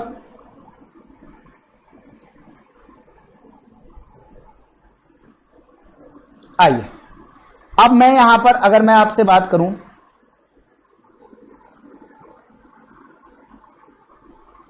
एक और चीज मैं आप लोगों के साथ डिस्कस करूं। एक और प्लान आता है कि अगर इस परपेचुअल प्लान के अंदर एक फिक्स्ड रेट पर ग्रोथ हो, तो अगर फिक्स्ड रेट पर आपको ग्रोथ दिखे तो क्या करना है? सपोज से क्वेश्चन कहता है 1 लाख रुपीज आपको हर साल चाहिए, और उसमें ग्रोथ आपको 5% की ग्रोथ भी चाहिए। तो 5% की ग्रोथ चाहिए, 10% का इंटरेस्ट है, तो ऐसे सिचुएशन में कितना अमाउंट डिपॉजिट करें? तो आपको दोस्तों क्या करना है? 1 डिवाइडेड बाई आर तो आप करते ही हैं। 1 डिवाइडेड बाई आपका जो अमाउंट है, आपको हर साल 1 लाख रुपीज का एन्युटी प्लान चाहिए, उसमें आप डिवाइडेड बाई आर तो करते ही हैं। लेकिन अगर कल को क्वेश्चन आपको ग्रोथ में बोले, जिसे हम लोग बोलते हैं परपेचुअल ग्रोथ, अमाउंट इन्वेस्ट जो आपने किया उससे आपको हर साल एक फिक्स्ड अमाउंट आता है विदाउट एनी ग्रोथ, कहलाएगा परपेचुअल, आपका परपेचुअल एन्युटी। लेकिन हर साल अमाउंट मिले और विद द ग्रोथ मिले, तो वो कहलाएगा परपेचुअल ग्रोथ प्लान। और परपेचुअल ग्रोथ में आपको कुछ नहीं करना है, नीचे डिवाइड में माइनस में ग्रोथ की रेट को माइनस कर देना है। तो आपको 1 लाख में डिवाइडेड बाय आर है 10%, ग्रोथ है 5% की, तो आपको 1 लाख में डिवाइड कर देना है 5% से। दैट मीन्स 20 लाख आप इन्वेस्ट कर दो। आप 20 लाख इन्वेस्ट कर दो, हम आपको ग्रोथ भी दे देंगे। 10 लाख दोगे तो हम हर साल 1 लाख देंगे, और 20 लाख दोगे तो हम आपको हर साल 1 लाख, फिर 1,05,000, फिर 1,05,000 की जगह 1,10,500, ऐसा एंड सो ऑन। फिर हम आपको ये भी दे देंगे। ऐसा है बात। तो इसलिए ऐसा करके हमारा ये काम हो जाता है। उम्मीद करता हूं कि आप लोगों को ये सारे के सारे प्लान बिल्कुल अच्छे से समझ में आ गए होंगे। मीनवाइल एक कॉन्सेप्ट और मैं आप लोगों के साथ डिस्कस करना चाहूंगा।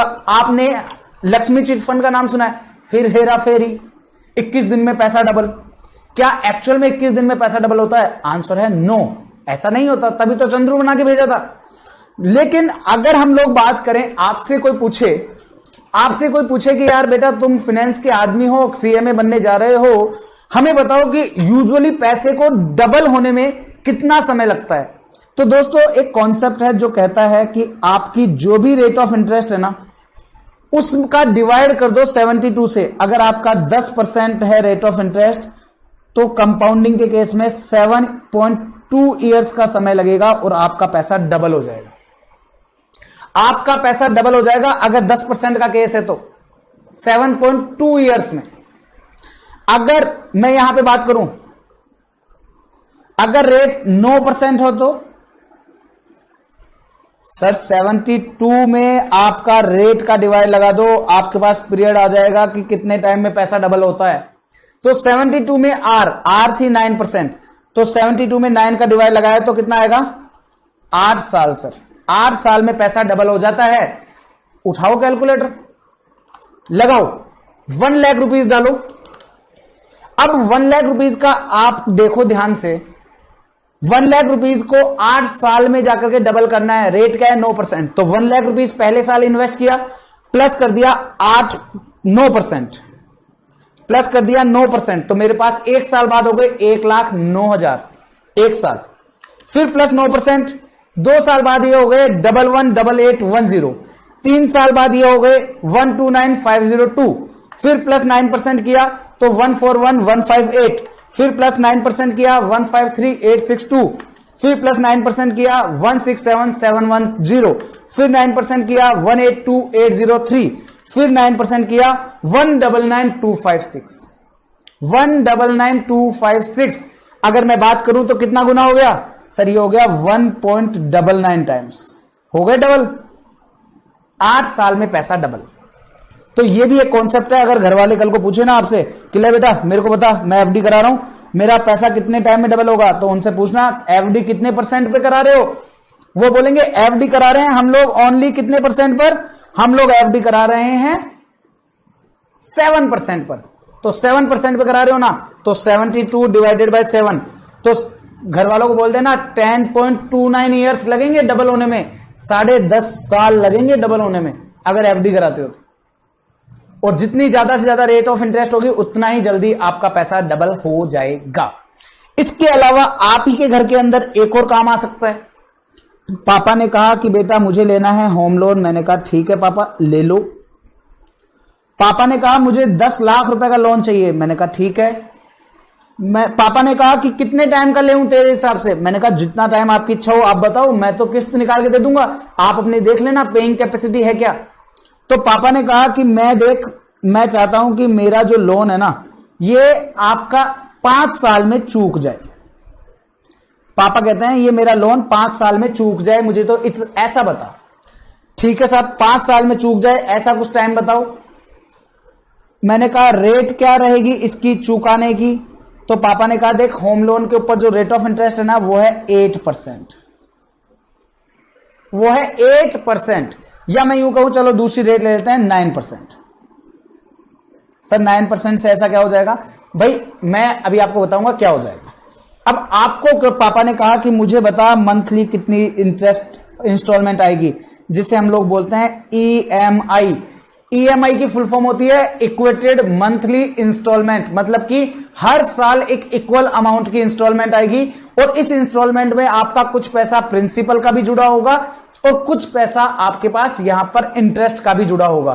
तो इंटरेस्ट और प्रिंसिपल दोनों से मिलकर के ये आपकी मंथली इंस्टॉलमेंट बनाई जाती है। अब पॉइंट राइज होता है घर वालों को, अगर आपका लोन चल रहा होगा ना, सबके घर में चलता है, 99% केसेस के अंदर घर पे कोई भी बड़ा काम होता है लोन से ही होता है। तो लोन पर अगर कोई काम चल रहा हो ना, चाहे कार लोन हो, होम लोन हो, एजुकेशन लोन हो, तो आप आज सबसे पहला काम क्या करना, आज पापा मुझे आपका लोन बताओ, आपका लोन कितने साल का था, उसकी रेट ऑफ इंटरेस्ट क्या थी। लेकिन बशर्ते रेट ऑफ इंटरेस्ट फ्लक्चुएटिव नहीं होनी चाहिए। अगर रेट ऑफ इंटरेस्ट फ्लक्चुएटिव हुई ना तो ईएमआई चेंज हो सकती है। ठीक है, तो ऐसे केस के अंदर अब आपको ईएमआई निकालनी है। तो अब आप मुझे एक चीज बताओ, ईएमआई का मतलब क्या हुआ? Monthly instalment. 5 सालों में कितनी इंस्टॉलमेंट जाएगी भैया? 60 जाएगी, 60 इंस्टॉलमेंट जाएगी।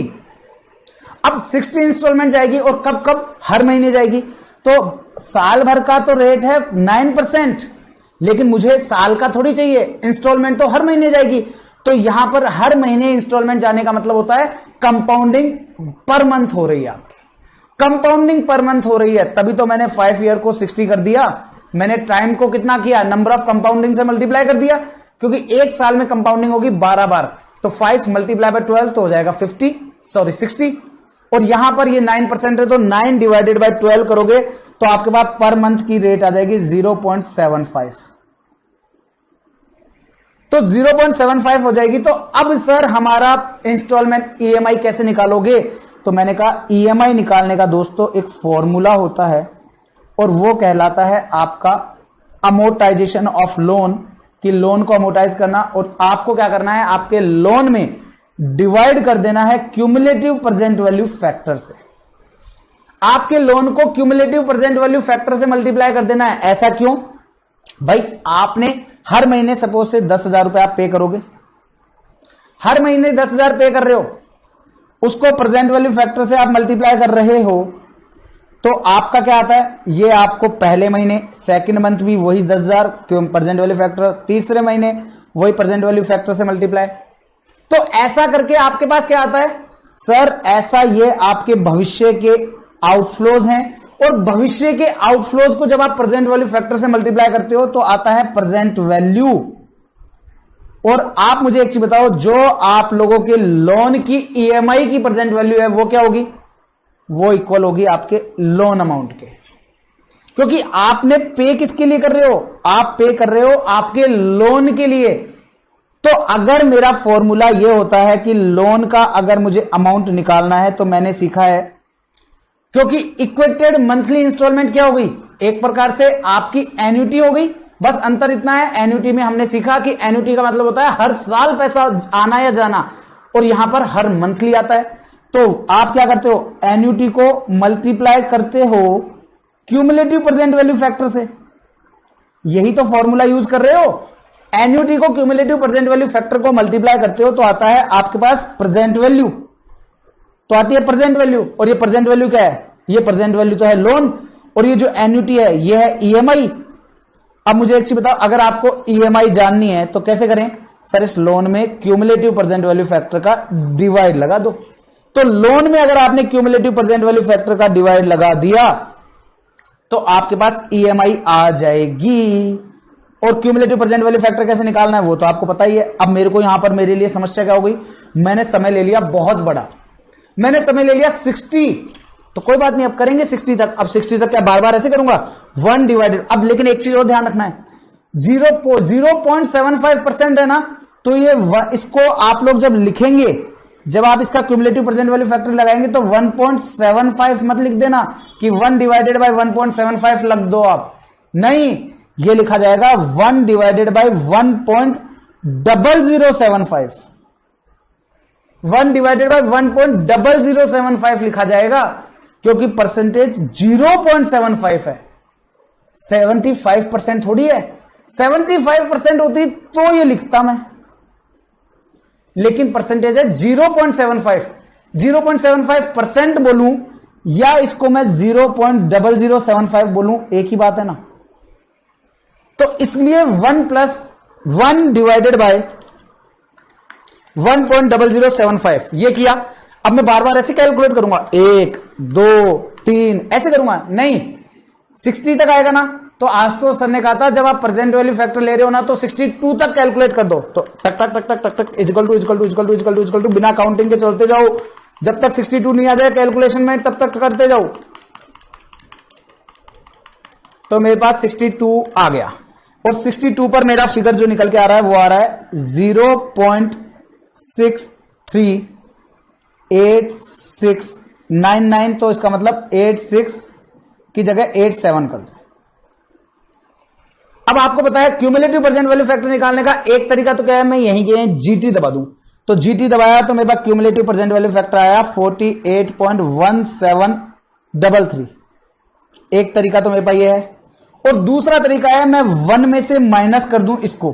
तो अगर मैं 1 में से माइनस करूंगा तो कितना आएगा? 1 - 0.6387, तो आ जाएगा 0.3613। और इसको डिवाइड कर दो आपकी आर से, और आर क्या है, मतलब रिटर्न रेट क्या है, 0.75%। तो 0.75% का अगर मैं डिवाइड लगाता हूं तो आएगा 48.173333।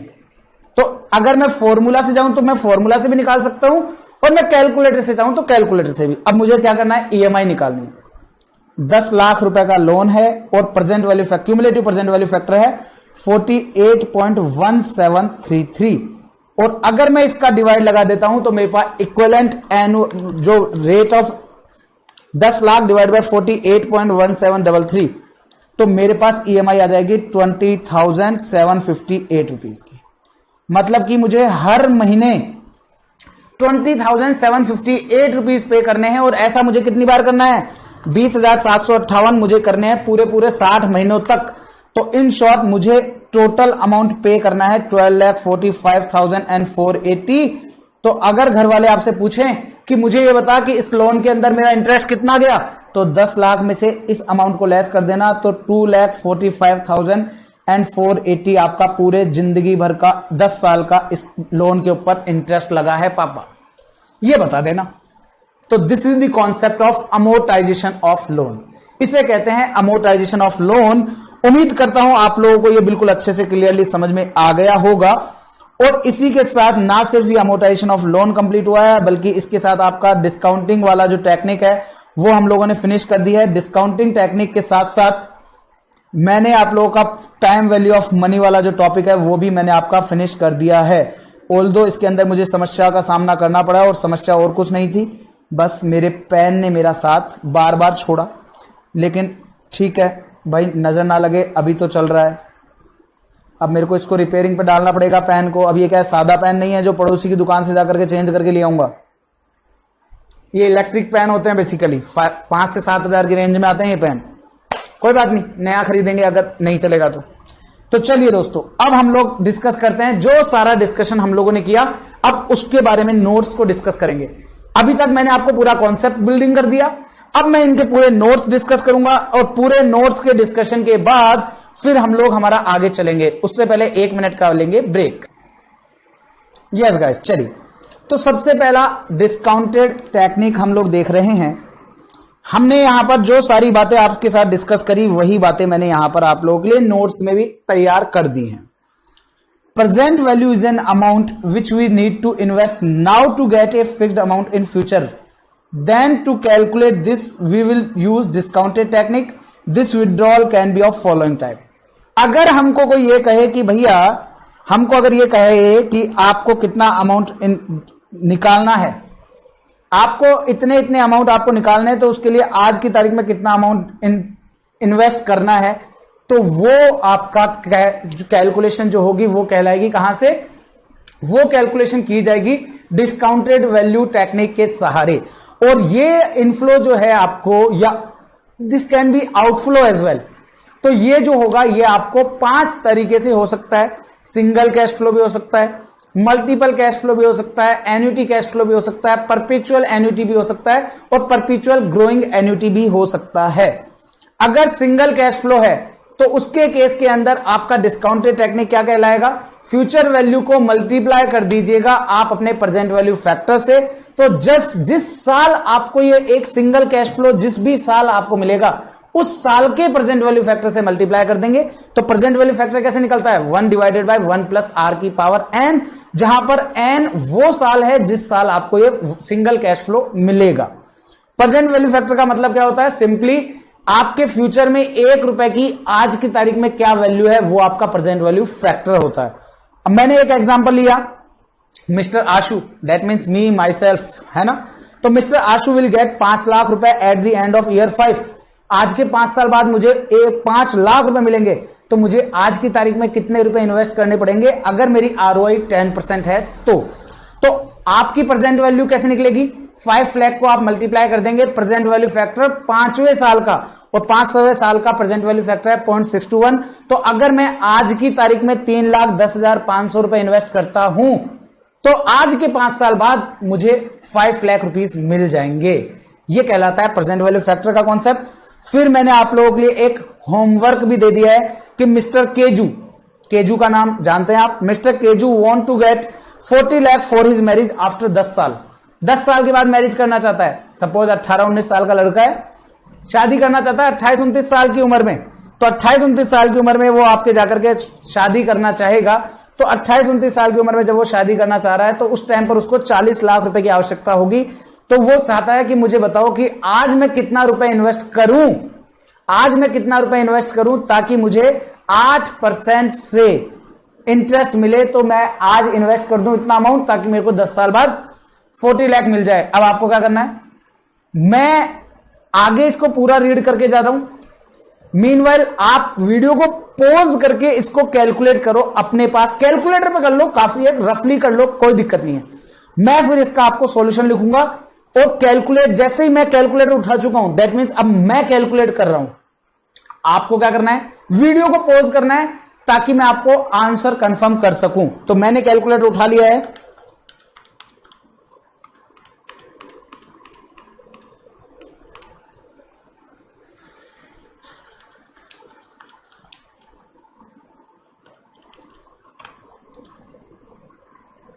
मैंने अपना फिगर कैलकुलेट कर लिया है। उम्मीद करता हूं आप लोगों ने भी कैलकुलेट किया होगा। और मैं आपको बता दूं दोस्तों, इसका जो फिगर है वो इसका आंसर आप लोगों के लिए कितना आ रहा होगा। अगर कैलकुलेट नहीं किया है तो अभी भी चांस है, वीडियो पॉज करके चेक कर लो कि भैया कॉन्सेप्ट समझ में आया कि नहीं आया।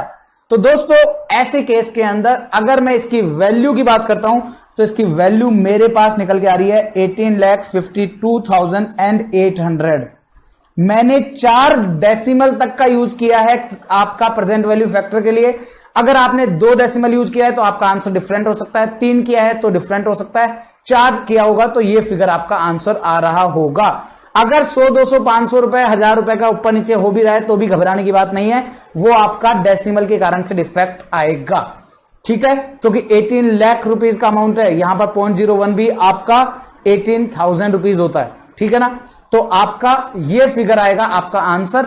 तो अब आप लोग इसको जब करेंगे तो इसको प्रॉपरली होमवर्क में इसको कर लेंगे। मैंने आपको आंसर भी किया है, उम्मीद करता हूं कि आप लोगों ने अगर ट्राई किया होगा तो आपका आंसर मैच भी हुआ होगा।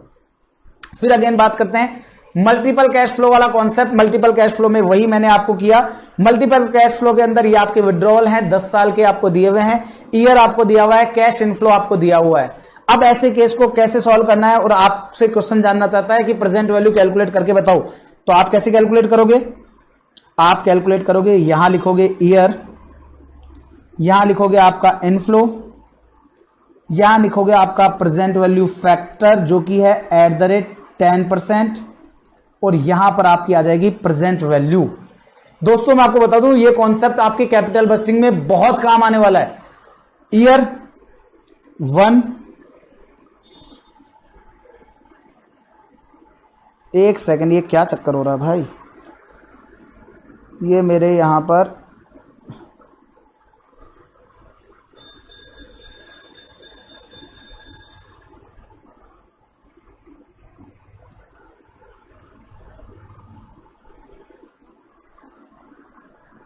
Year 1, 2, 3, 4 and 5। आपको यहां पर जो फिगर आया आपके पास, क्या हो रहा है, क्या हो रहा है, चलिए। तो यहां पर आपका इनफ्लो है 1 लाख, 2 लाख, 2.5 लाख, 3 लाख और 4 लाख। अब आपको क्या करना है, आपको यहां पर प्रेजेंट वैल्यू फैक्टर लिखने हैं @10% के। अभी आपको कॉपी नहीं करना है, मैं कॉपी करके दे रहा हूं आपको। 1 डिवाइडेड बाय 1.1, एक बार इक्वल टू दबाया तो पहले साल का आया 0.909, दूसरी बार इक्वल टू दबाया तो दूसरे साल का आया 0.826, फिर इक्वल टू दबाया तो 0.751, फिर इक्वल टू दबाया 0.683, और फिर इक्वल टू दबाया तो आया 0.621। और अब आपको क्या करना है, इस इनफ्लो को प्रेजेंट वैल्यू फैक्टर से मल्टीप्लाई करना है। ये काम करेंगे आप, और इसको फिर आप इन सबका जो टोटल आएगा वो कहलाएगा आपका प्रेजेंट वैल्यू। और इतना, ये जो प्रेजेंट वैल्यू है इसका मतलब है आप इतने रुपए इन्वेस्ट करेंगे तो आप 1 साल बाद 1 लाख, 2 साल बाद 2 लाख, 3 साल बाद 2.5 लाख, 4 साल बाद 3 लाख, 5 साल बाद 4 लाख रुपए निकालने लायक हो जाएंगे।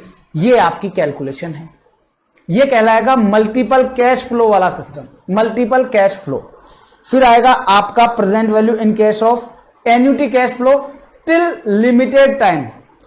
टिल लिमिटेड टाइम का मतलब है आपको हर साल मिलेगा तो सही, लेकिन 5 साल के लिए मिलेगा, 10 साल के लिए मिलेगा या 15 साल के लिए मिलेगा, टिल लिमिटेड टाइम।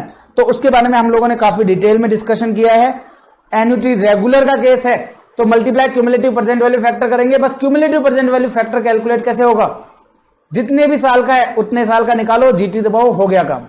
लेकिन अगर एन्युटी ड्यू है तो जितने साल के लिए दिया हुआ है डेटा उसमें से 1 साल कम का आपको प्रेजेंट वैल्यू फैक्टर निकालना है, उससे ग्रैंड टोटल आएगा और उसमें 1 ऐड कर देना है। क्योंकि रेगुलर के केस में तो क्या है, हर साल के एंड में होता है पेमेंट, लेकिन ड्यू के केस में हर साल के शुरुआत में होता है। तो हर साल के शुरुआत में होगा तो पहले साल की शुरुआत 0 टाइम से होगी तो उसका प्रेजेंट वैल्यू फैक्टर 1 होगा, और आखिरी साल की शुरुआत उससे जस्ट पिछले साल के एंड से होगी। दैट मीन्स अगर 10 साल है तो 10 साल तो 10th ईयर के बिगनिंग में मिलेगा इनफ्लो, तो इसका मतलब 10th ईयर का बिगनिंग बोलूं या 9th ईयर का एंड बोलूं, एक ही बात। फिर अब आपसे यहां पर क्वेश्चन पूछा गया कि आप इनफ्लो बताइए, annual cash inflow for 1 lakh, अगर ROI 15% है तो आपको क्या करना है, आपको प्रेजेंट वैल्यू निकालनी है। प्रेजेंट वैल्यू क्या आएगी आपका 1 लाख का आपका अमाउंट, इसको आप मल्टीप्लाई कर देंगे क्यूमुलेटिव प्रेजेंट वैल्यू फैक्टर 15% से, जो कि आएगा आपका 15%। तो 1 डिवाइडेड बाय 1.15, क्योंकि केस क्या है एन्युटी रेगुलर, तो 1 बार इक्वल टू, 2 बार इक्वल टू, 3 बार इक्वल टू, 4 बार इक्वल टू, 5 बार इक्वल टू GT, तो आ जाएगा 3.352। मैं आपको बता दूं फॉर्मूला से present value factor, cumulative present value factor हम लोग कभी भी नहीं निकालेंगे, हम लोग 99.99% केस में कैलकुलेटर पर ही निकालेंगे। तो ऐसे केस में प्रेजेंट वैल्यू क्या आ जाएगी आपकी, प्रेजेंट वैल्यू आ जाएगी 3,35,200। इसका मतलब है अगर आप इतना अमाउंट आप आज डिपॉजिट कर देते हैं इतना अमाउंट आप आज डिपॉजिट कर देते हैं ना, तो आपका काम हो जाएगा। अब यहां पर क्या है ना, इसको दूसरे तरीके से कैसे करते हैं आप, या तो आप इसको लंबा वाला कॉन्सेप्ट यूज करते, ईयर 1 2 3 4 5, और उस ईयर में आपका इनफ्लो होता कितना 1 लाख 1 लाख 1 लाख 1 लाख 1 लाख, फिर आप इसको मल्टीप्लाई करते, प्रेजेंट वैल्यू फैक्टर निकालते एट द रेट 15% से, फिर आप उसका प्रेजेंट वैल्यू फैक्टर 15% से 1 डिवाइडेड बाय 1.15, तो कितना आता 0.870, 0.756, 0.658, 0.572। मैं आपको बताऊं जब भी प्रेजेंट वैल्यू फैक्टर लो ना तो एटलीस्ट 3 डिजिट तक जरूर लेना, एडवाइजेबल है, 0.497, और फिर मैं इसको मल्टीप्लाई करता और वो मेरी प्रेजेंट वैल्यू आती। अब इतना लंबा कौन करेगा भाई, हम तो यही करेंगे ब्लू वाला। तो इसको आप लोग लिखेंगे एज ए ऑल्टरनेटिव, और ऑल्टरनेटिव के आगे ना आप लोग लिख देना नेवर यूजफुल, नेवर यूज, कि इसको यूज कभी नहीं करना है, ऑलवेज यूज दिस, हमेशा इसी को यूज करते हुए आपको चलना है। ठीक है, चलिए आगे चलेंगे। ये हो गया। अगर एन्युटी ड्यू का केस है तो फॉर्मूला तो लिखा है, लेकिन फॉर्मूला के साथ आपको ध्यान रखना है ये फॉर्मूला यूज नहीं करना। 5 साल है ना, तो 4 साल के लिए तो निकालो क्यूमुलेटिव प्रेजेंट वैल्यू फैक्टर, उसमें 1 साल एक और ऐड कर देना। मतलब अगर मेरे को लाइफ दे दे 20 साल, अगर मेरे को क्वेश्चन कह दे कि लाइफ है साहब 20 ईयर्स, तो 19 ईयर्स का तो एज इट इज निकाल दो, वही 1 डिवाइडेड बाय 1.1। अगर 10% की रेट है तो 1 2 3 4 5 6 7 8 9 10, सर गिन क्यों रहे हो, सामने से देखना ना सर, 21 आ गया ना, जीटी दबा दो, 8.3649 आ रहा है, इसमें +1 कर दो, एन्युटी ड्यू का आ जाएगा, खत्म। तो क्या फॉर्मूला जानते हो सर, फॉर्मूला मत जानो सर, फॉर्मूले को गोली मारो, तो फॉर्मूले को मारो गोली, हो गया काम। तो और ये आपको प्रेजेंट वैल्यू फैक्टर n-1 का इसलिए लेना पड़ रहा है क्योंकि 1 साल पहले चल रहा है इसलिए, और +1 इसलिए कर रहे हैं क्योंकि +1 जो है वो बिलोंग करता है आज के को, इसलिए हम लोग इसको +1 करते हैं, क्योंकि आज की प्रेजेंट वैल्यू है ना वो 0 पीरियड की ऑलवेज एक ही होगी, क्योंकि प्रेजेंट वैल्यू फैक्टर जो यूज हुआ है वो टेक प्लेस होगा बिगिनिंग ऑफ द ईयर के अंदर। देन इसके बाद में इसी एग्जाम्पल को आपको अगर कोई बोले कि इसी एग्जाम्पल को ये मानते हुए सॉल्व करो कि बिगिनिंग ऑफ द ईयर है, अब ध्यान से सुनो, आपको अमाउंट कितना मिल रहा था साल का 1 लाख रुपए। अब ध्यान से सुनना, आपको प्रेजेंट वैल्यू फैक्टर निकालना है ना, सॉरी प्रेजेंट वैल्यू निकालनी है, हर साल 1 लाख, इसको मल्टीप्लाई करना है क्यूमुलेटिव प्रेजेंट वैल्यू फैक्टर से, और आपका क्यूमुलेटिव प्रेजेंट वैल्यू फैक्टर जो है वो कैसे आएगा, आप निकालेंगे। अब 5 इयर्स की टाइम ड्यूरेशन है, लेकिन निकालूंगा 4 साल का, 1 डिवाइडेड बाय 1.1, 1 साल 2 साल 3 साल 4 साल, और इसको जीटी कर दूंगा तो आएगा 3.1698 आ रहा है, तो 3.17, और इसमें मैं ऐड कर दूंगा 1, और ये 1 कौन सा है, जो फर्स्ट ईयर का बिगिनिंग है, तो इसलिए क्यूमुलेटिव प्रेजेंट वैल्यू फैक्टर आएगा 4.17, तो ये 4.17 आ जाएगा, तो अगर आपको हर साल के शुरुआत में चाहिए तो भैया इन्वेस्ट करो फिर 4,17,000। कम से इन्वेस्टमेंट से काम नहीं होगा। आप तो इन्वेस्टमेंट करना चाहोगे आज, और आज जाते पहले लाओ सब पैसे दो।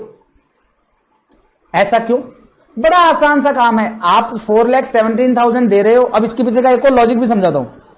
4,17,000 आप दे रहे हो, लो साहब ये इन्वेस्टमेंट है, और उसमें से बिगिनिंग में that means hand to hand 1 lakh withdraw कर रहे हो, तो अल्टीमेटली तो आप संस्थान को 3,17,000 रुपए तो दे रहे हो। 4,17,000 आप इन्वेस्ट कर रहे हो और एक हाथ दे रहे हो, दूसरे हाथ से 1 लाख वापस भी ले रहे हो, क्योंकि साल के पहले दिन विड्रॉल है। तो इसका मतलब अल्टीमेटली आप सामने वाली ऑर्गेनाइजेशन जो भी आपके लिए इन्वेस्टमेंट ले रही है उसको आप कितना दे रहे हो? 3,17,000। और ये 3,17,000 रुपए आप कब कब निकालोगे? सेकेंड ईयर के बिगिनिंग में, मतलब कि फर्स्ट ईयर के एंड में, थर्ड ईयर के बिगिनिंग में दैट मीन सेकेंड ईयर के एंड में, फोर्थ ईयर के बिगिनिंग में दैट मीन थर्ड ईयर के एंड में, और फिफ्थ ईयर के बिगिनिंग में दैट मीन फोर्थ ईयर के एंड में। इसलिए इन 3-4 सालों का क्यूमुलेटिव प्रेजेंट वैल्यू फैक्टर लिया जाता है और इसमें +1 कर दिया जाता है। That's all. बस ये इसमें इतना सा कॉन्सेप्ट करके काम किया जाता है। अब अगर मैं इसको कैलकुलेट वैसे ना करके वैसे करता तो क्या करता? मैं पहले साल 1 लाख, अब मैं इसी चीज को कैसे सॉल्व करता? मैं इस जगह पर इसका 1 लेता, ये 1 लेता, ये 0.871 यहां आता, 0.756 यहां आता, 0.658 यहां आता और 0.572 यहां आता। मैं इसको ऐसे सॉल्व करता, तो इस चीज को वहां से वैसे रिजॉल्व कर दिया हम लोगों ने। उम्मीद करता हूं कि आप लोगों को ये क्यूमुलेटिव प्रेजेंट वैल्यू फैक्टर का कॉन्सेप्ट बिल्कुल अच्छे से क्लियर हो गया होगा। देन अगर विड्रॉल बिगिनिंग में है तो present value factor last year का लेंगे, क्योंकि लास्ट ईयर का एंड बोले या इस साल का शुरुआत बोले एक ही बात है। और परपेचुअल ग्रोइंग को मैंने पूरा अच्छे से डिस्कस किया है, वही चीज मैंने यहां पर आप लोगों के लिए मेंशन की है। फिर मैंने यहां पे आपके लिए एक एग्जांपल भी आपके लिए मेंशन किया है। परपेचुअल ग्रोइंग का मतलब क्या है? परपेचुअल ग्रोइंग में परपेचुअल एन्युटी ही है, बस अंतर इतना सा है यहां पर हमारा हर साल ग्रो भी होगा, और हर साल ग्रो होगा तो आर में से आपकी जो ग्रोथ है उसको लेस कर दोगे। तो आपके लिए मैंने उसका भी एग्जांपल लिखा है। फिर मैंने आपको ईएमआई की कैलकुलेशन कैसे हुई वो वापस से समझाया है, और ईएमआई की कैलकुलेशन को फिर अगेन मैंने एक एग्जांपल के साथ आप लोगों के साथ डिस्कस किया, और डबल अमाउंट कैसे होगा ये भी मैंने आप लोगों को एक एग्जांपल के सहारे समझाया है। तो दोस्तों इसी के साथ जो डिस्कशन वाला पार्ट है वो तो होता है कंप्लीट। अब मेरे पास इससे रिलेटेड आपके एफएफ, इससे प्रेजेंट वैल्यू फैक्टर से रिलेटेड ना मेरे पास कुछ क्वेश्चंस हैं। है उसको डिस्कस करेंगे, लेकिन बिफोर दैट मैं चाहूंगा कि आप लोग इसको फटाफट से कॉपी कर लें। फिर उसके बाद जो 3 क्वेश्चन है ना वो हम लोग इसको डिस्कस करेंगे, ताकि हमारा टाइम वैल्यू ऑफ मनी जो है वो टाइम वैल्यू ऑफ मनी वाला जो टॉपिक है वो हमारा पूरा कंप्लीट हो जाए। तो फटाफट से अब आप लोग इसको कॉपी कर लेंगे। तो अब अगर हम लोग बात करें तो ये लीजिए आपका डिस्काउंटेड टेक्निक, जिसको प्रेजेंट वैल्यू कॉन्सेप्ट बोलते हैं, ये आपका हो गया है। तो इसको फटाफट से आप लोग कॉपी कर लेंगे। तो ये लीजिए आप लोगों के लिए फुल स्क्रीन कर रहा हूं वीडियो को, जहां तक आपको स्क्रीन नजर आ रही है वहां तक आप लोग इसको कॉपी करेंगे, और फिर आप लोग इसको आगे जैसे ही मैं स्लाइड करूं तो आप आगे तक का कॉपी कर लेंगे। तो यहां पर आप लोग नीचे तक का पूरा एंड तक का कॉपी कर लेंगे।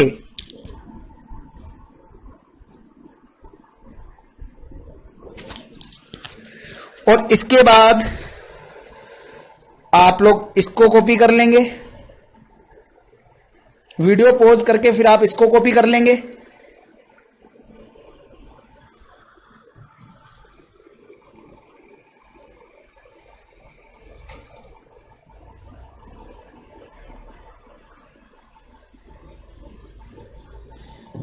देन उसके बाद आप लोग इसको कॉपी कर लेंगे। ये आपको होमवर्क में दिया था, इसका पूरी कैलकुलेशन आप लोग प्रॉपरली करेंगे। 18,52,800 वाले की इसकी प्रॉपरली कैलकुलेशन के लिए प्रॉपर जगह छोड़ेंगे आप लोग। देन मल्टीपल कैश फ्लो वाला जो कॉन्सेप्ट है ये आप लोग कॉपी करेंगे।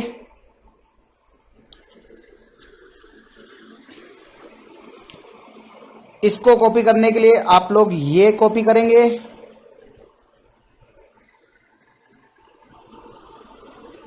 इसको कॉपी करने के साथ यहां पर जो अमाउंट आएगा उसको आप लोग अपने आप से खुद लिख लेंगे कि कितना अमाउंट आ रहा है।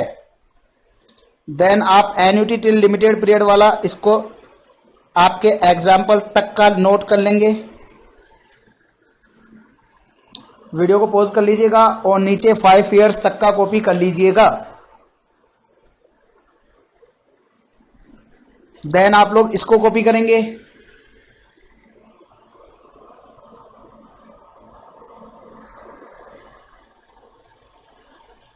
देन इसके बाद में आप लोग इसको कॉपी करेंगे।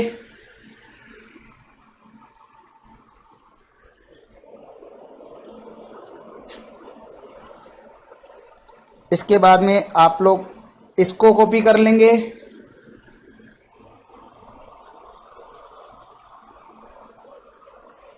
इसको कॉपी करने के साथ आप लोग इसको कॉपी करेंगे।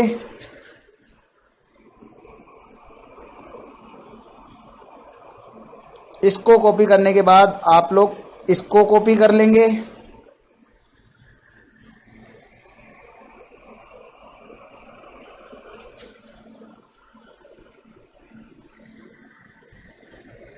इसको कॉपी करने के बाद आप लोग इसको कॉपी करेंगे।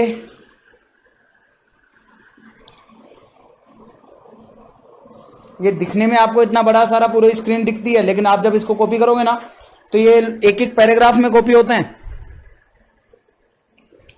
देन इसके बाद में आप लोग इसको कॉपी करेंगे।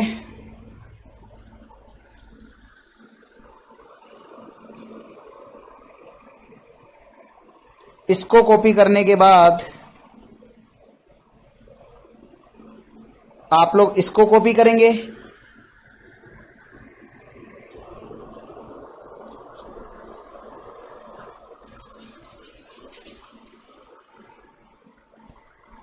इसको कॉपी कर लेने के बाद आप लोग इसको कॉपी करेंगे।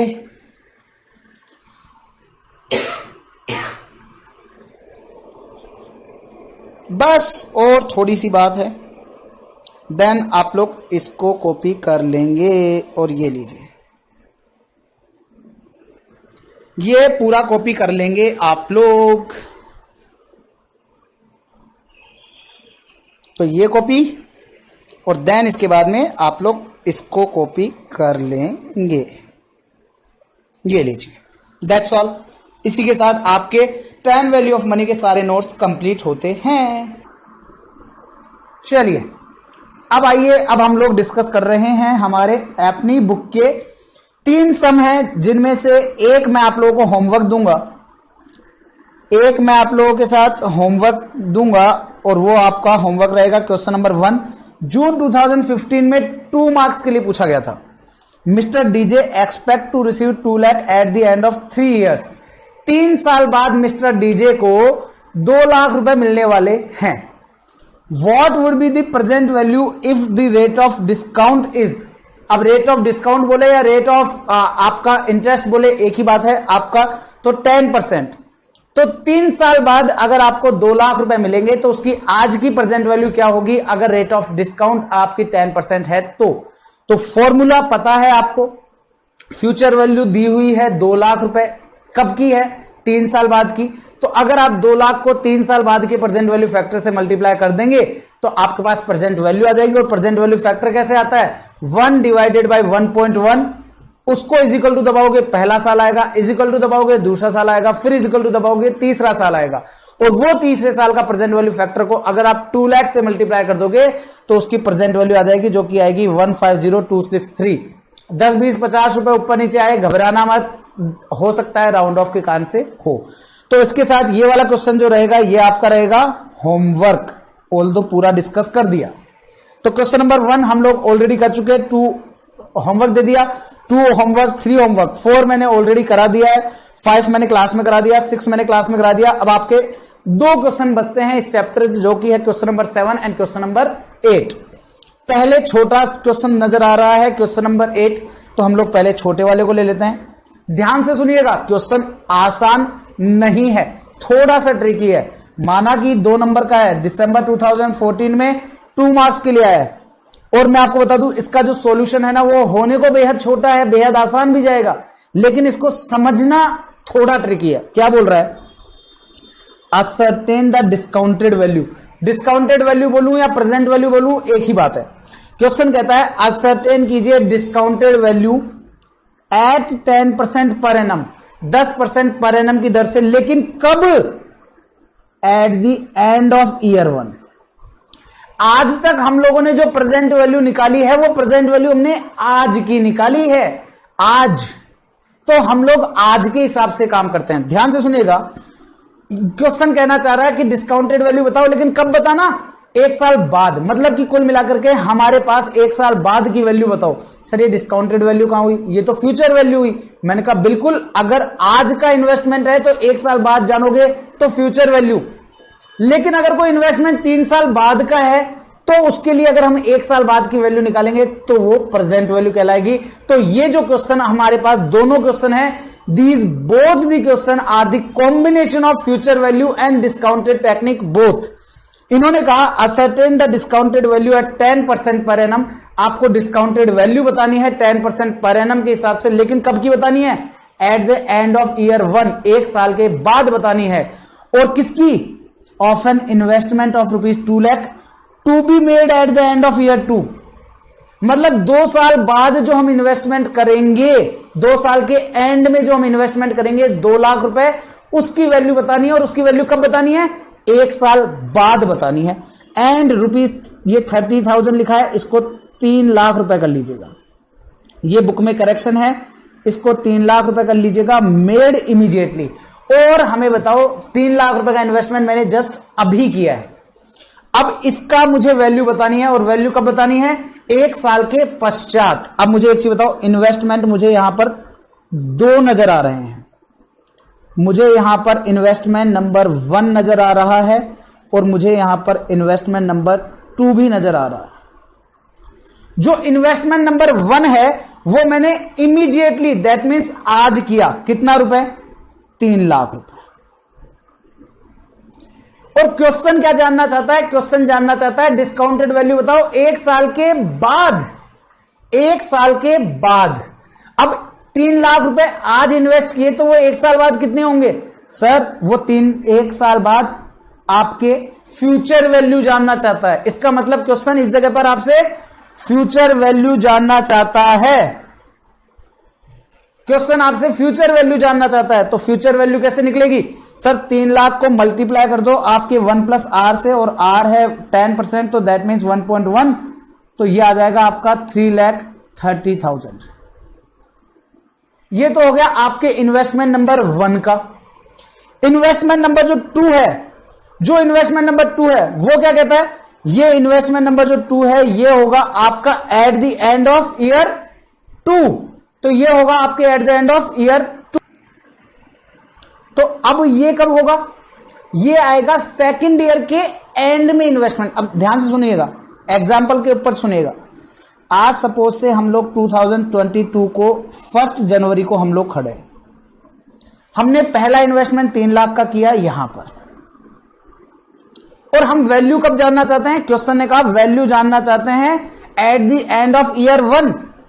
दैट मीन्स हम लोग जानना चाहते हैं 31 दिसंबर 2022 को, इस डेट को हम लोग वैल्यू जानना चाहते हैं। अब ध्यान से सुनो, सेकंड इन्वेस्टमेंट कब हुआ? सेकंड इन्वेस्टमेंट हुआ है आपका eight the end of year 2। That means 31 दिसंबर 2023, वहां पर मैंने 2 लाख इन्वेस्ट किया।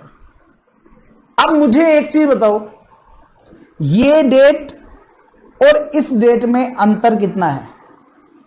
सर इस डेट में अगर मेरे को कैलकुलेट इस जगह पर करना है तो मेरे को इसकी क्या निकालनी होगी? सर इसकी प्रेजेंट वैल्यू निकालनी होगी। और प्रेजेंट वैल्यू कब की? Present value at the end of year 1। Year 1 पर प्रेजेंट वैल्यू निकालने जाऊंगा तो आप देखोगे कि मेरे पास इन शॉर्ट मैं किस जगह पर निकालना चाहता हूं प्रेजेंट वैल्यू? मैं निकालना चाहता हूं इस जगह पर, और इस जगह पर निकालना चाहता हूं किसके लिए? 1 साल बाद के इन्वेस्टमेंट वाले वैल्यू के लिए। तो क्या मैं यहां पर 2 लाख को मल्टीप्लाई कर दूं अगर मैं 1 साल के प्रेजेंट वैल्यू फैक्टर से, जो कि आएगा मेरा 0.909, तो क्या मेरी इसकी वैल्यू 31 दिसंबर पे आ जाएगी क्या? 2022 पे? क्योंकि 1 साल बाद जो 2 लाख रुपए होंगे, मतलब कि 31 दिसंबर 2023 को जो 2 लाख रुपए होंगे, उनकी आज की वैल्यू क्या होगी? तो तो मल्टीप्लाई कर देंगे 0.909 से, that means present value factor से। और जो आज 3 लाख है उसकी वैल्यू 1 साल बाद क्या होगी, उसको मल्टीप्लाई कर देंगे फ्यूचर वैल्यू फैक्टर से, दैट मीन्स 1.1 से। तो आ जाएगा आप लोगों के पास present value on the date of या on at the year end, at the first year end, तो वो आपका आ जाएगा। तो आइए दोस्तों इस तरह का सॉल्यूशन को किस तरह से करेंगे देख लेते हैं। तो क्वेश्चन नंबर रहेगा 8। अच्छा कॉन्सेप्ट था क्लियर करने के लिए। तो यहां पर 2 तरह की इन्वेस्टमेंट है, तो मैं यहां पर आपको अंडरस्टैंडिंग के लिए लिख देता हूं। Question ask to calculate, question ask to calculate discounted value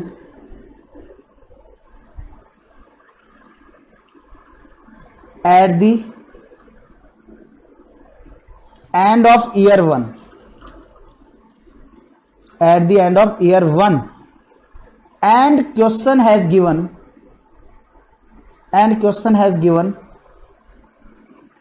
two investment, and question has given 2 investment.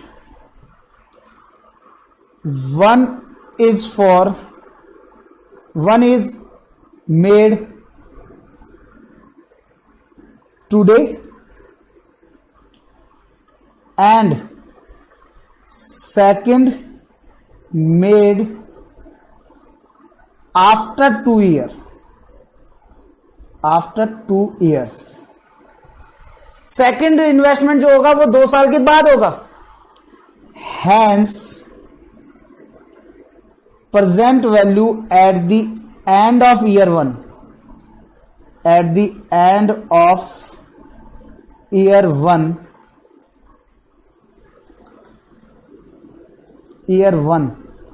will be calculated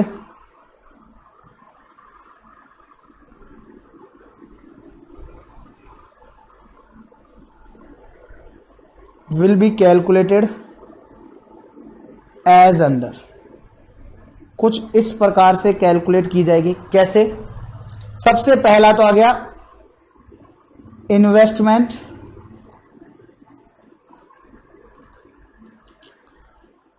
immediate या इन्वेस्टमेंट नाउ। तो जो आज इन्वेस्ट किया उसकी 1 साल बाद value, investment now, so value after 1 year. तो 1 साल बाद की वैल्यू निकालनी पड़ेगी उसकी। तो वो कैसे आएगी? Is equal to ₹3 lakh. आज इन्वेस्ट करे तो 1 साल बाद वो कितने हो जाएंगे सर? 1 + R, दैट मीन्स 1.10 से मल्टीप्लाई कर दोगे तो आ जाएगा ₹3,30,000। ये तो हो गया आपका इन्वेस्टमेंट नंबर 1 का खेल। अब सेकंड, अगर आपने इन्वेस्टमेंट किया है, आपने इन्वेस्टमेंट सेकंड ईयर के एंड में,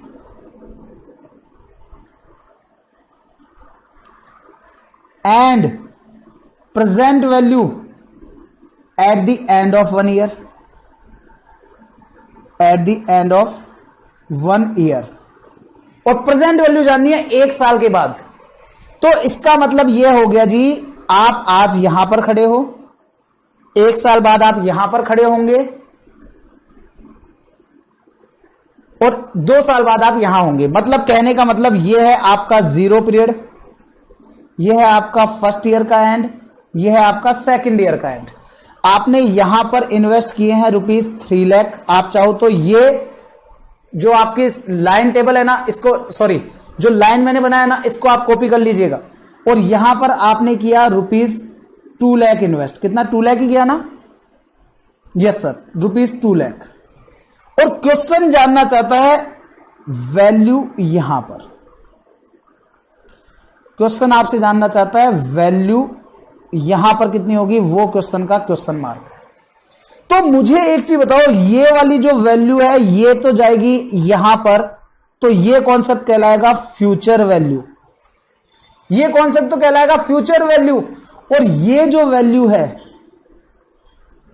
0 ईयर लिख देना यहां पर, ये फर्स्ट ईयर लिख देना और ये यहां पर सेकंड ईयर लिख देना। और ये वैल्यू 1 साल पीछे आएगी, और 1 साल पीछे आना का मतलब क्या होगा, डिस्काउंटिंग करके आएगी। और डिस्काउंटिंग करने के लिए क्या करेंगे, प्रेजेंट वैल्यू निकालेंगे। और प्रेजेंट वैल्यू कैसे आएगी, 2 lakh multiply by present value factor of first 1 year. तो प्रेजेंट वैल्यू फैक्टर 1 साल का लेना है, तो प्रेजेंट वैल्यू फैक्टर क्या होगा, प्रेजेंट वैल्यू फैक्टर लेना है, और प्रेजेंट वैल्यू फैक्टर क्या होगा, 1 डिवाइडेड बाय 1.10।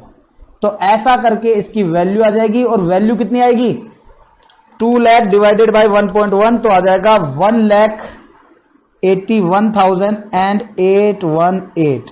और इन दोनों को अगर आप टोटल कर देंगे तो आपके पास वैल्यू निकल के आ जाएगी, और ये वैल्यू कहलाएगी present value of both investment after 1 year, after 1 year. और ये कितनी हो जाएगी, 3,30,000 प्लस 181, ये तो 5,11,818। और ये आपका आंसर मैच है। क्वेश्चन बेहद अच्छा था, 2 मार्क्स डिजर्व नहीं करता था, बट क्या करें, क्वेश्चन ने पूछ लिया तो पूछ लिया, क्वेश्चन ने पूछ लिया तो पूछ लिया, अब क्या कर सकते हैं। इसके बारे में बाकी के ये कट। तो ये हो गया जी कॉन्सेप्ट। अब आप लोगों को क्या करना है, इसको फटाफट से कॉपी करना है। अगर आपने कॉपी नहीं किया है तो मैं आप लोगों के लिए फुल स्क्रीन कर रहा हूं, फटाफट से इसको कॉपी कर लीजिएगा। आई नो मेरे को पार्ट 1 में कंप्लीट करना था time value of money, but आपको पता है जब मैं कॉन्सेप्ट के अंदर घुस जाता हूं तो मुझे थोड़ा टाइम एक्स्ट्रा लग जाता है, और आज का मेरा पूरा लेक्चर इसमें लग गया। चलिए, लेकिन कोई बात नहीं, कॉन्सेप्ट क्लियर करना ज्यादा जरूरी था। तो ये आप लोग फटाफट से पूरा कॉपी करेंगे और देन आप लोग इसको कॉपी कर लेंगे। चलिए, अब कुछ इसी प्रकार का, कुछ इसी तरह का एक और क्वेश्चन हमारे एग्जाम में आया, जो कि था आपका क्वेश्चन नंबर 7, और जो कि है आपके इसी चैप्टर का आखिरी क्वेश्चन। तो आइए क्या कह रहा है। तो क्वेश्चन नंबर 7 जून 2014 का 2 मार्क्स के लिए पूछा गया था। मिस्टर अवी deposits ₹1 lakh at the beginning of each of year 1 and year 3। पहले साल और तीसरे साल की शुरुआत में 1 लाख रुपए डिपॉजिट किए हैं, ठीक है, and ₹1 lakh at the end of each year 2, 4 and 5। और 2 साल, 4 साल और 5 साल के एंड में हर साल 1 लाख रुपए डिपॉजिट किए हैं। क्वेश्चन जानना चाहता है, फाइंड आउट कीजिए discounted value of investment at the end of year 3। Same उसी तरह का कॉन्सेप्ट, बस वहां पर 2 इन्वेस्टमेंट थे, यहां पर 5 इन्वेस्टमेंट है, और डिस्काउंटिंग रेट आपको दे रखी है। और जब क्वेश्चन में प्रेजेंट वैल्यू फैक्टर खुद से दे दे तो आपको ध्यान रखिएगा उतने ही डेसिमल की प्रेजेंट वैल्यू फैक्टर आपको यूज करनी है। अब इस क्वेश्चन को कैसे सॉल्व करना है, मैं इस क्वेश्चन के लिए आपके लिए वापस से वो लाइन टेबल बनाऊंगा, सॉरी लाइन आपके लिए मैं ड्रॉ करूंगा, और लाइन जो ड्रॉ करूंगा उससे आपका पूरा कॉन्सेप्ट क्लियर हो जाएगा। क्वेश्चन ने ध्यान रखिएगा, क्वेश्चन का पूछना है डिस्काउंटेड वैल्यू जाननी है at the end of year 3, 3 साल की समाप्ति पर जाननी है। आइए जी, आइए, इसका मतलब, और पूरी डेटा कितने साल का दे रखा है, डेटा जो आपको दिया हुआ है वो है जी आपको पूरे 5 साल के लिए। क्वेश्चन नंबर 7, मैं आपको ये समझाने के लिए लाइन ड्रॉ कर रहा हूं, लाइन ड्रॉ करने की आपको कोई मैंडेटरी नहीं है, it's not a part of your solution. तो ध्यान से सुनिएगा, ये मेरा आज, यहां से मैं स्टार्ट होता हूं, ये मेरा आज है, ये मेरा 1 साल का एंड है, ये मेरा 2 साल का एंड है, ये मेरा 3 साल का एंड है, ये मेरा 4 साल का एंड है, और ये मेरा 5 साल का एंड है। तो अगर मैं बात करूं तो ये हो गया मेरा टुडे, ये होगा मेरा एंड ऑफ ईयर 1, ये हो गया एंड ऑफ ईयर 2, ये ईयर 3, ईयर 4 और ईयर 5, ये एंड ऑफ है सारे, ठीक है। अब ध्यान से सुनिएगा, क्वेश्चन ने क्या कहा, मिस्टर अवी deposit at the beginning of each of year 1 मतलब कि पहले साल के शुरुआत में, अब पहले साल का शुरुआत बोलूं या मैं ये टुडे बोलूं, एक ही बात है क्या? पहले साल का शुरुआत बोलूं या टुडे बोलूं, एक ही बात है। तो उसने 1 लाख रुपए तो डिपॉजिट किया है मिस्टर अभी ने यहां पर। फिर बोला at the beginning of third year. और मुझे एक चीज बताओ, थर्ड ईयर का बिगिनिंग बोलूं या सेकंड ईयर का एंड बोलूं, एक ही बात है क्या? भाई आज अगर मैं ये बोलूं 31 दिसंबर 2022 और 1 जनवरी 2023, एक ही बात है क्या? सर एक बात तो नहीं है, एक दिन का फर्क है, लेकिन फाइनेंशियल मैनेजमेंट में वो एक ही बात है। तो eight the end of year 3, sorry beginning of year 3 को मैं लिखूंगा beginning of, sorry and of year 2। तो यहां पर मैंने 1 लाख रुपीज मैंने यहां पर इन्वेस्ट किया। ये तो हो गए मेरे बिगिनिंग वाले इन्वेस्टमेंट। ये आपको समझ में आएगा कि कौन सा इन्वेस्टमेंट मैंने कहां किया है। ये हो गया मेरा बिगिनिंग वाला इन्वेस्टमेंट। क्लियर है? आगे चलो। अब मैंने कुछ एंड में भी कुछ इन्वेस्ट किए हैं, और जो एंड में इन्वेस्ट किए उसके लिए क्वेश्चन ने कहा है at the end of each year. कब कब? Eight the end of year 2। Year 2 के एंड में, दैट मीन्स अगेन मैंने 1 लाख रुपए यहां पर डिपॉजिट किए eight the end of year 2। अब कुछ इन्वेस्टमेंट ईयर 3 के बिगिनिंग में थे और एक ईयर 2 के एंड में है। तो ईयर 2 का एंड और ईयर 3 का beginning both will be taken at the same place. ये अगर मैं ये लाइन ड्रॉ नहीं करता तो शायद आपको समझने में थोड़ी दिक्कत का सामना करना पड़ता। फिर बोलता है at the end of year 4। तो एक मैंने यहां पर 1 लाख मैंने यहां इन्वेस्ट किए हैं, और एक 1 लाख मैंने ईयर 5 के एंड में इन्वेस्ट किए हैं। ये लीजिए। और क्वेश्चन क्या जानना चाहता है? क्वेश्चन का कहना है कि इस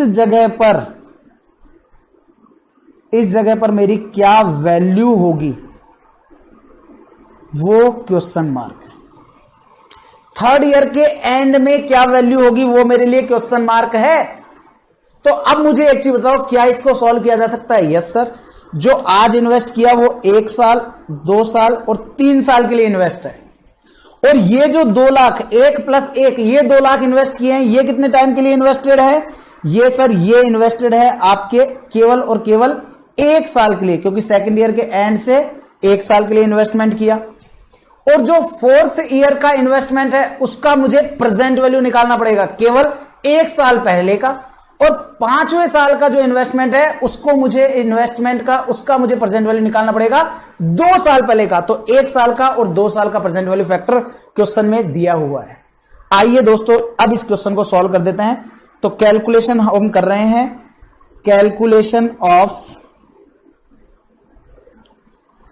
present value at the end of year 3। अब eight the end of year 3 का अगर मैं इन्वेस्टमेंट बात करूं तो मैं यहां पर लिखूंगा ईयर, मैं यहां पर लिखूंगा अमाउंट कितना कितना इन्वेस्ट किया है वो, यहां पर मैं लिखूंगा एफवीएफ। एफवीएफ का मतलब हो गया फ्यूचर वैल्यू फैक्टर और प्रेजेंट वैल्यू फैक्टर। मैं ये फ्यूचर वैल्यू फैक्टर और प्रेजेंट वैल्यू फैक्टर क्यों लिख रहा हूं? क्योंकि जो आज इन्वेस्टमेंट है उसका मुझे 3 साल बाद की फ्यूचर वैल्यू निकालनी पड़ेगी, और जो चौथे साल है उसका मेरे को तीसरे साल की प्रेजेंट वैल्यू, क्योंकि 1 साल पहले लाना है। जो आगे का अमाउंट है उसको पहले लाने को प्रेजेंट वैल्यू कहते हैं, और जो आज का अमाउंट है उसको भविष्य में लेकर के जाएंगे उसको फ्यूचर वैल्यू कहेंगे। तो जो आज अमाउंट इन्वेस्ट किया वो मतलब कि क्या हो गया? ईयर 0 बोलूंगा उसको मैं ईयर 0 बोलूंगा। तो ईयर 1, ईयर 2, ईयर 3, ईयर 4 और ईयर 5, ये 5 साल के हो गए। तो आज मैंने कितना अमाउंट इन्वेस्ट किया है? 1 लाख। क्या मैंने ईयर 1 के एंड पर कोई अमाउंट इन्वेस्ट किया? नो, मैंने किसी भी प्रकार का कोई अमाउंट इन्वेस्ट नहीं किया। लेकिन सेकंड ईयर के एंड में मैंने 1 लाख प्लस 1 लाख, तो मैंने 2 लाख रुपीज इन्वेस्ट किए। थर्ड ईयर के एंड में मैंने कोई अमाउंट इन्वेस्ट नहीं किया। फोर्थ ईयर के एंड में मैंने 1 लाख रुपीज इन्वेस्ट किए, और 5th ईयर के एंड में भी मैंने 1 लाख रुपीज इन्वेस्ट किए। अब आपको पता है जो मैंने आज अमाउंट इन्वेस्ट किया है वो कितने सालों के लिए इन्वेस्ट हो गया? आज इन्वेस्ट किया और तीसरे साल के एंड में जानना है, तो मैं उसको कैसे निकालूंगा? 1 पॉइंट कितनी रेट है 10%, तो 1.10 की पावर 3, तो वो मेरा फ्यूचर वैल्यू फैक्टर आएगा। और वो कितना आएगा 1.1 मल्टीप्लाई इज इक्वल टू, और ये हो जाएगा 1.331, 1.331, क्योंकि ये 3 सालों के लिए इन्वेस्टमेंट हुआ है। चाहो तो आप ब्रैकेट में लिख सकते हो इन्वेस्टेड फॉर 3 ईयर्स। तो ये फिगर कितना आ जाएगा 1,33,100, ये आ जाएगी present value at year at end of year 3, 3 साल बाद की प्रेजेंट वैल्यू, क्योंकि अब आज की फ्यूचर वैल्यू बोलूंगा, आज के लिए तो 3 साल बाद की फ्यूचर वैल्यू है, लेकिन 3 साल बाद के लिए तो ये प्रेजेंट वैल्यू हो जाएगी ना भाई। आज बेशक मैं आज 2022 में खड़ा हूं, मेरे पास 1 लाख रुपए, लेकिन 2025 में अगर मैं जाकर के खड़ा हो गया तो उस टाइम पर मेरे लिए 1,33,100 मेरे लिए तो प्रेजेंट वैल्यू हो जाएगी ना, तो प्रेजेंट वैल्यू। फिर 2 लाख इन्वेस्ट किया केवल 1 साल के लिए, तो इसका प्रेजेंट वैल्यू फैक्टर 1.10 होगा। तो 2 लाख मल्टीप्लाई बाय 1.1, तो ये हो जाएगा 2,20,000। और जो 4th ईयर में किया, अब मुझे बैक आना है, 1 साल बैक आऊंगा, तो 1 साल का प्रेजेंट वैल्यू फैक्टर 0.909, और दूसरे साल का प्रेजेंट वैल्यू फैक्टर 0.826, तो ये हो जाएगा 90,900, और ये हो जाएगा 82,600। और जैसे ही मैं इस सबको पूरे को टोटल कर दूंगा दोस्तों, तो वो टोटल मेरा क्या कहलाएगा, वो टोटल कहलाएगा मेरा present value at the end of year 3, eight the end of year 3। और वो कितना होगा 133,100 प्लस 2,20,000 प्लस 90,900 प्लस 82,600, तो वैल्यू आएगी 526,600। अब चेक कीजिएगा आंसर मैच है। तो दोस्तों अगर मैंने ये लाइन डायग्राम नहीं बनाया होता तो शायद इस क्वेश्चन को समझने में आपको दिक्कत का सामना करना पड़ सकता था, बट अब इसी के साथ ये जो क्वेश्चन है और ये जो चैप्टर है ये होता है समाप्त। उम्मीद करता हूं कि टाइम वैल्यू ऑफ मनी आप लोगों को बिल्कुल अच्छे से क्लियर हो गया होगा। अगर आप लोगों ने कॉपी नहीं किया है तो आप लोग इसको फटाफट से कॉपी कर देंगे। आपने ये लाइन डायग्राम जो मैंने बनाया, ये लाइन डायग्राम मोस्ट इंपॉर्टेंट था। अगर ये समझ में आ गया तो इस क्वेश्चन में कुछ भी नहीं बचा, और फिर उसके बाद में आप लोग इसको कॉपी कर लेंगे। That's all. तो दैट्स ऑल, बाय बाय। इसी के साथ ये आपका टाइम वैल्यू ऑफ मनी का जो टॉपिक है ये होता है कंप्लीट। उम्मीद करता हूं दोस्तों आपको टाइम वैल्यू ऑफ मनी बिल्कुल अच्छे से क्लियरली समझ में आया होगा। इसी के साथ टाइम वैल्यू ऑफ मनी के हर एक कॉन्सेप्ट हमारे यहां पर क्लियर हो चुके हैं। नेक्स्ट लेक्चर में हम लोग हमारा कॉस्ट ऑफ कैपिटल वाला चैप्टर स्टार्ट करेंगे। अब ऑल्दो मैंने कहा था कि मैं पार्ट बी में स्टार्ट करूंगा, बट मुझे इसको समझाने में थोड़ा एक्स्ट्रा समय लग गया, तो कोई दिक्कत नहीं है। हम लोगों ने आज के इस टाइम के अंदर आपका टाइम वैल्यू ऑफ मनी पूरा कंप्लीट किया। उम्मीद करता हूं कि आप लोगों को टाइम वैल्यू ऑफ मनी बिल्कुल अच्छे से क्लियरली समझ में आया होगा। अगर ऐसा हुआ है तो मुझे आपका फीडबैक देना मत भूलिएगा और मुझे बताना मत भूलिएगा क्या रियल में फाइनेंस मैनेज्ड है। तो यस, फाइनेंस का मैनेजमेंट तो अभी स्टार्ट किया है मेरे दोस्त। नेक्स्ट चैप्टर से आपको कॉस्ट ऑफ कैपिटल पूरा अच्छे से क्लियरली समझ में आएगा, डोंट वरी।